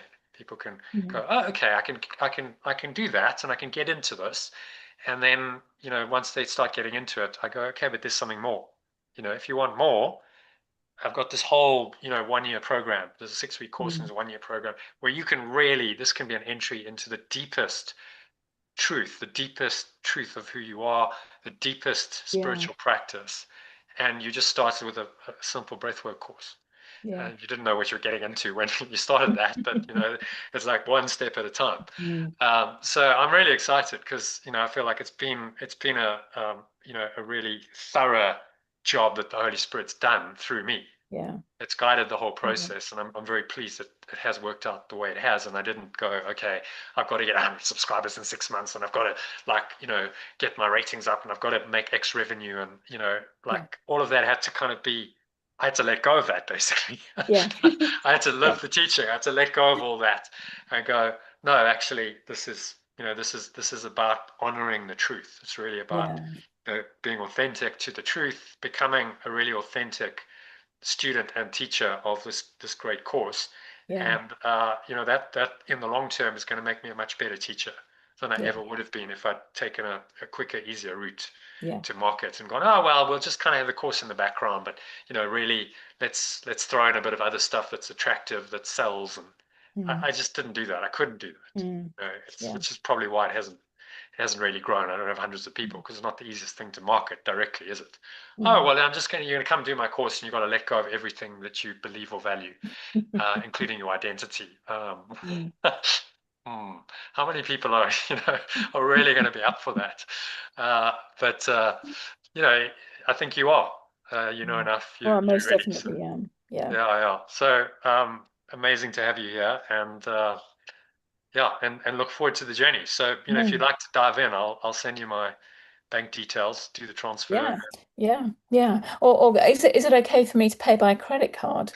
Yeah. Or would you prefer No, I prefer bank transfer, obviously, because I don't pay fees then. But oh yeah. Okay, no, I'll do a bank transfer. Yeah, just send me your bank details. Fantastic. And I'll do that. Yeah. Brilliant. Yeah. Wonderful. So yeah, and then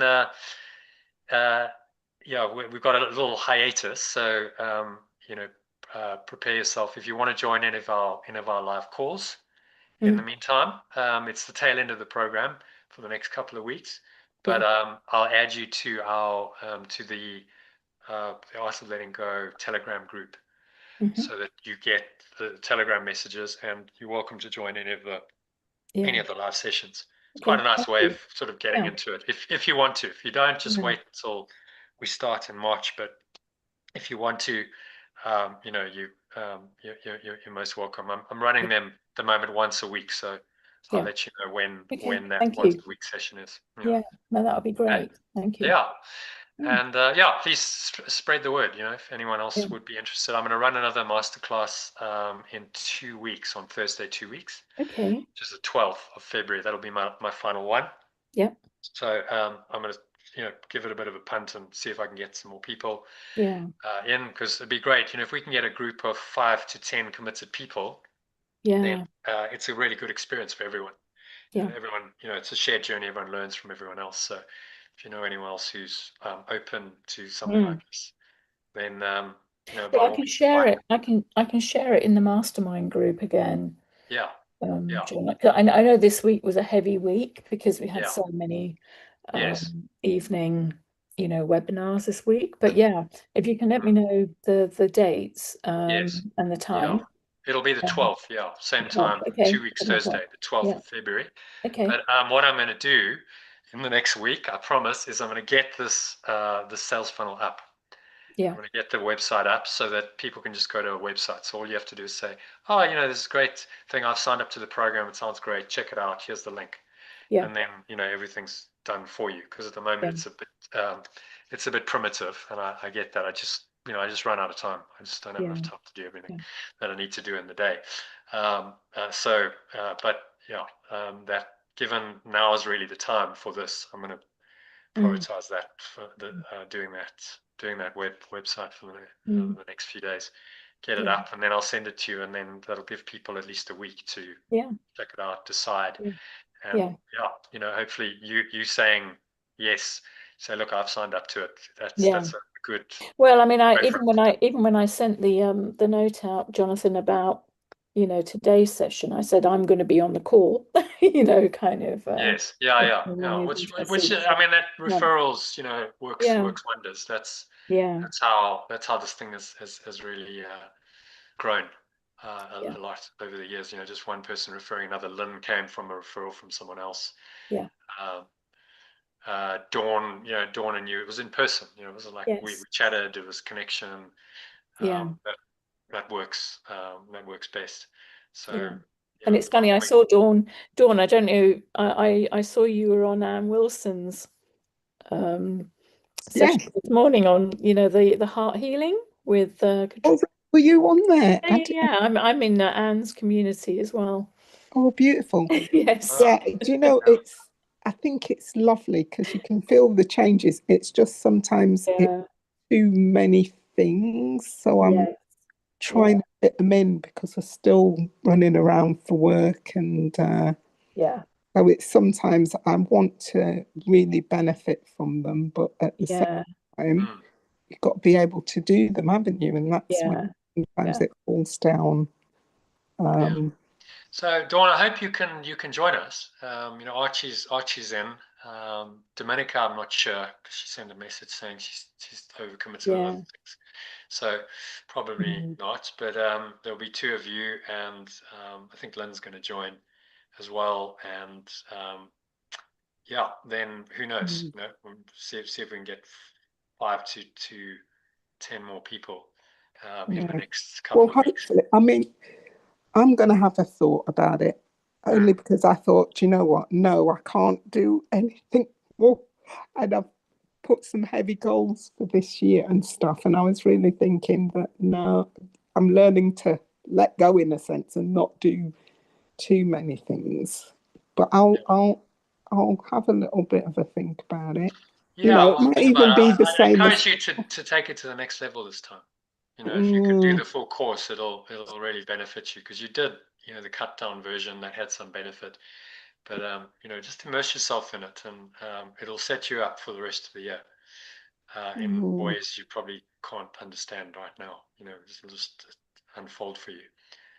That's what happens. The miracles start happening, and it's the best preparation. Letting go. That's why I say it's the one essential skill. It's the best thing you can do, but it's the most. It's the most unknown, underrated, secret thing. Like, how many people are saying, right, the key to life is letting go? Not that many. No, I mean, I must admit I kind of started to benefit from that when I did the shorter version. What was good about it, I didn't feel too stressed, even though I knew it was like I had so much doing, but because of, speaking to you, and it wasn't, I like to do more and I couldn't, but I didn't feel that you were terrible about me not doing more. And also I thought, this is what I can do. And that kind of got me to a point where, I'm not doing everything, but I'm actually benefiting. Do what you can do, find your own rhythm. So that's why I'm thinking, I wouldn't be practicing the art of letting go if I was getting upset. Aren't you not showing up? It's like, I encourage you, but it's like, okay, if that's all you can do, then and that's all you can do. For me, because the thing is, it's not even you. It's like you then start, and I think you'll know because we were on that heart thing today, and that was quite amazing actually, because you give yourself the negative thoughts, and the more things that you've got going on, the more, why aren't I doing this? Why can't I do that? I'm rushing to get home. You know, Jonathan, you spoke to me some, and you put pressure and stress on yourself, and it's not really good. So that's why I learned. And in fact, some of that we did do in that small point made me start saying, I can't do that. I'm not going to do that. Even in my work environment where things were a little bit, I found myself just saying to people, no, I'm not going to do that. Or, you know, being able to start saying no when I was always used to saying yes. So that's why I'm thinking it built the resilience to feel relaxed, to feel better, and I think once you start saying, I'm trying to organize, I'm trying to plan, I'm going to have to say no, you actually then realize that because you cut down, you actually see the bits of achievement. So yeah, I mean, I'll look at it because I did, you know, I did enjoy what I did. It was a benefit. I wished I could have done more, but whether or not that's going to happen, I'm not sure. I'm trying to sort of plan things in. I'll definitely have a look, and if or just might be ask the for same guidance. again. I say like, okay, so you know, I'm open to guidance. Show me what I should do. Leave it for a day or two. Just kind of let it percolate. Well, And the often, universe tells you, guidance doesn't it? Yes, you get. So it comes. You know, you get an Exactly. So idea, I'm just like, I'll have a or sleep on it. something shows up in your life. There's a message from a stranger, or on TV, or on a billboard, or you know, a text message, or whatever. Something happens, and you're like, okay, that's showing what me. I've got to do. Yeah. That's showing me. You know, showing me the way. So if you ask, as today's quote, in today's, I'll just share it. Today's quote is, I mean, that's what some of the ask and ye shall receive, seek and you'll find, knock I and mean, the that door will was be even opened. some of the discussions that we had when I was doing the bits, you know, Yeah. you stuff and then you give it time to mull over, and then it will tell you whether there's a possibility. It will open that space for you to say, yeah, that's, I can, or it might be a struggle, but it might be the right thing. So I'm not at that point. And last year, you know, I remember you were like, oh, kind of, 50-50, but you went for it. And, you know, that decision paid off. So, you know, maybe now just listen again. You know, if you listen to guidance, well, that's the interesting thing. thing That's about why I this thought process. I'm not going to say because actually I know I should be saying no, but I'm not going to say no. I'm just going to wait and see. Just wait and see. And then that's fine. Yeah, absolutely fine. Is that all right? I'll give you a couple of days and think about it, and we'll speak maybe on the weekend or early next week. Yeah, it's just to get my time organized, because it will be good even if I did the same thing again, but do a bit better than I've done, and just baby steps. Because it would do be the Sundays and maybe do, you know, one or two others in the week. There's another two sessions, evening sessions in the week. So I know you work in the day, but if you could make those two evening sessions, then you know that will be hugely helpful. One or two of those will make a massive difference. I'll just tell you when the evening sessions are, so you know. I didn't mention it, but so I'll try and plan it. let me just. In fact, doing some of the stuff that you were saying, like with Anne, has helped me, because I've done this circular thing. I've started to plan in stuff, and then I surprised myself because I had so much on it, more than and I thought, oh, I've done that. I've managed to. So it's like a new system and trying to break things down, but actually feeling right. I've gone forwards a little bit. And I'm not putting too many, because I have this tendency to try and do too many things and then just get disappointed because I can't do them all. Yeah, Yeah. you and most of the human race. Yes. Yeah. I'm guilty of that too. It's the psychological disease of our time. It's like being in the future and going, oh, you Yeah. know, I've got about 10 things I've got to do, and I'm in the future, and it's stressing me out, and I'm not present, and I'm missing the moment. So Yeah. Yeah, this is where the letting go is essential. Mm. Just so you know, the evening sessions for your planning purposes will be Sunday, Monday, Wednesday. Okay, so I'll keep it structured to specific evenings. So if you can make the Sunday, definitely. And then maybe you say, okay, I can make one of or both of, but at least one of Monday or Wednesday evening. We'll start at 7 p.m. So when you get home from work, if you're a bit late and you come in at 7:20, that's fine. And then just allocate the rest of the evening to that process. I That do my extra best. session will take it to the next level. Yeah, Sunday night. All right, I'll look at that and do, because I've been getting, luckily today was different to normal, but I've been getting home at 9. Yeah. For this. But that's that day, you see, if you choose a Wednesday, you say, okay, on Wednesday, I'm going to get home at 7 because it's important, you see. So you just allocate the time. You say, right, like I'm not going to, distract myself. I'm not going to do overtime that day because this is important, right? I'm carving out the space for my own spiritual growth and development that day. And so you see, it makes you make the time. You make the commitment, then you go, okay, I'm going to block out that time. I'm going to make the time instead of getting distracted by something else.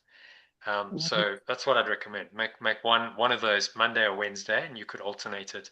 So at least one of those plus the Sunday I'm going to do, and I'm going to make out that time. So then you'll be doing something like, if you do 2 sessions a week, that's something like 6-7 hours a week of the live sessions. And then if you do a little bit of meditation and some of the lessons every day, you might be getting in 9-10 hours a week. Suddenly you see, now that starts to add up. 10 hours a week of spiritual practice starts to do things. It starts to change mindsets. It starts to change your energy. It starts to do a lot of things that you just can't get if you do an hour or half an hour. So yeah, really encourage you, because it'd be amazing if you go to the next level, and you do it with Archie, who so you can be. I'm going to do a buddy system, so you two can be buddies, where you kind of help each other as well. So apart from me supporting, you've also got a buddy who you can talk to, you can share stuff with, and so on, which is a really nice support through the course. Yeah, thank you. Brilliant. Great. Yeah. Okay, so thank you for staying so long. It is now 25 past 10. Yes. But we did actually finish an hour ago, to be fair. We've just been chatting for an hour. So thank you for staying till the very end. I actually did promise, so I'll reiterate that. You may not want to take this up, but I will happily guide you through a meditation on the 10-step process now if you want to. But if it's too late, then I totally understand, and we can just call it quits. Yeah, it's a little late for me, Jonathan. The reason I've got my camera off is because I've just moved up to bed now. So, yeah, that's fine. I think I'm with Archie. Funny enough, I'm in between looking at paperwork, but I need my bed now as well. Yes. Yeah. No, I totally understand. I did offer, so I'm just because they might go, hang on, you didn't do what you promised. Yeah. Like, I'll do it because I'm just kind of getting going. I tend to work at night, so I'm fine, but totally understand. So yeah, I'm more of a morning person. So so I'm more of an evening person. So yeah. Brilliant. So thank you again for joining. Really thank appreciate you. the It's time. been great. Yeah, I hope you enjoyed it. And this is a little taste of hopefully, a lot of lovely connections and sessions to come in the 6 weeks of the course and maybe beyond that. So this is start of a journey for all of us. Yeah. So I'm really looking forward to it. Out of interest, Jonathan, when does the 1-year course start? So that starts, actually, technically the 1-year course starts on day 1 of the Art of Letting Go course. Okay. It's the first 6 weeks of the 1-year program. Okay. But once we finish the course after 6 weeks, Yeah. If you want to just carry on, then it starts the next day. We just pivot Yes. straight into and we Right. just carry on with the Okay. program. So it's pretty seamless. There's no like, okay, Yeah. now we're gonna have a break. It's just like, no, you Yes. just carry on with the next lesson, and the same Yeah. format, the same Okay. structure, etc., which you've already practiced for 6 weeks. So Yeah. because it's 1 year, it's quite kind of tight. I'm delaying it. Normally, last year I started mid-February. I'm delaying it till beginning of March because we've got to. My dad passed away. We got to go do his memorial service, which is important, and at the same time have a family holiday, Yes. which is also important. So then I've done my family thing. I'll be like, right, now I've done all that, got that out the way. Let's focus on this for 6 weeks, uninterrupted. There will be an April holiday in there as well, but we'll have done an overseas holiday, so we probably won't go away anywhere major. So I'll carry on. I'll be able to carry on running the course then, because it's pretty intensive. It's for me. It's especially if there's a lot of people. If there's 5 to 10 people, it's a proper immersion experience. I mean, when I ran it last full on, it was just 6 weeks full on. At that point, I was doing two a day, 2 sessions a day, and I was like, it's tough for me. Never mind everyone else. So this will just be 1 session a day. 2 sessions a day is a lot. But funnily enough, people did it. There were people joining twice a day. They really got into it. Okay. Because it was just like an immersion experience and a community and a vibe. It was great. But it took it out of me. That 6 weeks was intense. So given I've also got family commitments and stuff, I'm just going like, okay, 1 session a day is probably enough. We have to extend that session a bit longer to get everything done, or maybe we don't do the text and the lesson. Sometimes we just do one of them. I just kind of go with the flow. The session just kind of unfolds. You go with the flow, and if you go with the flow, everyone's happy. So yeah.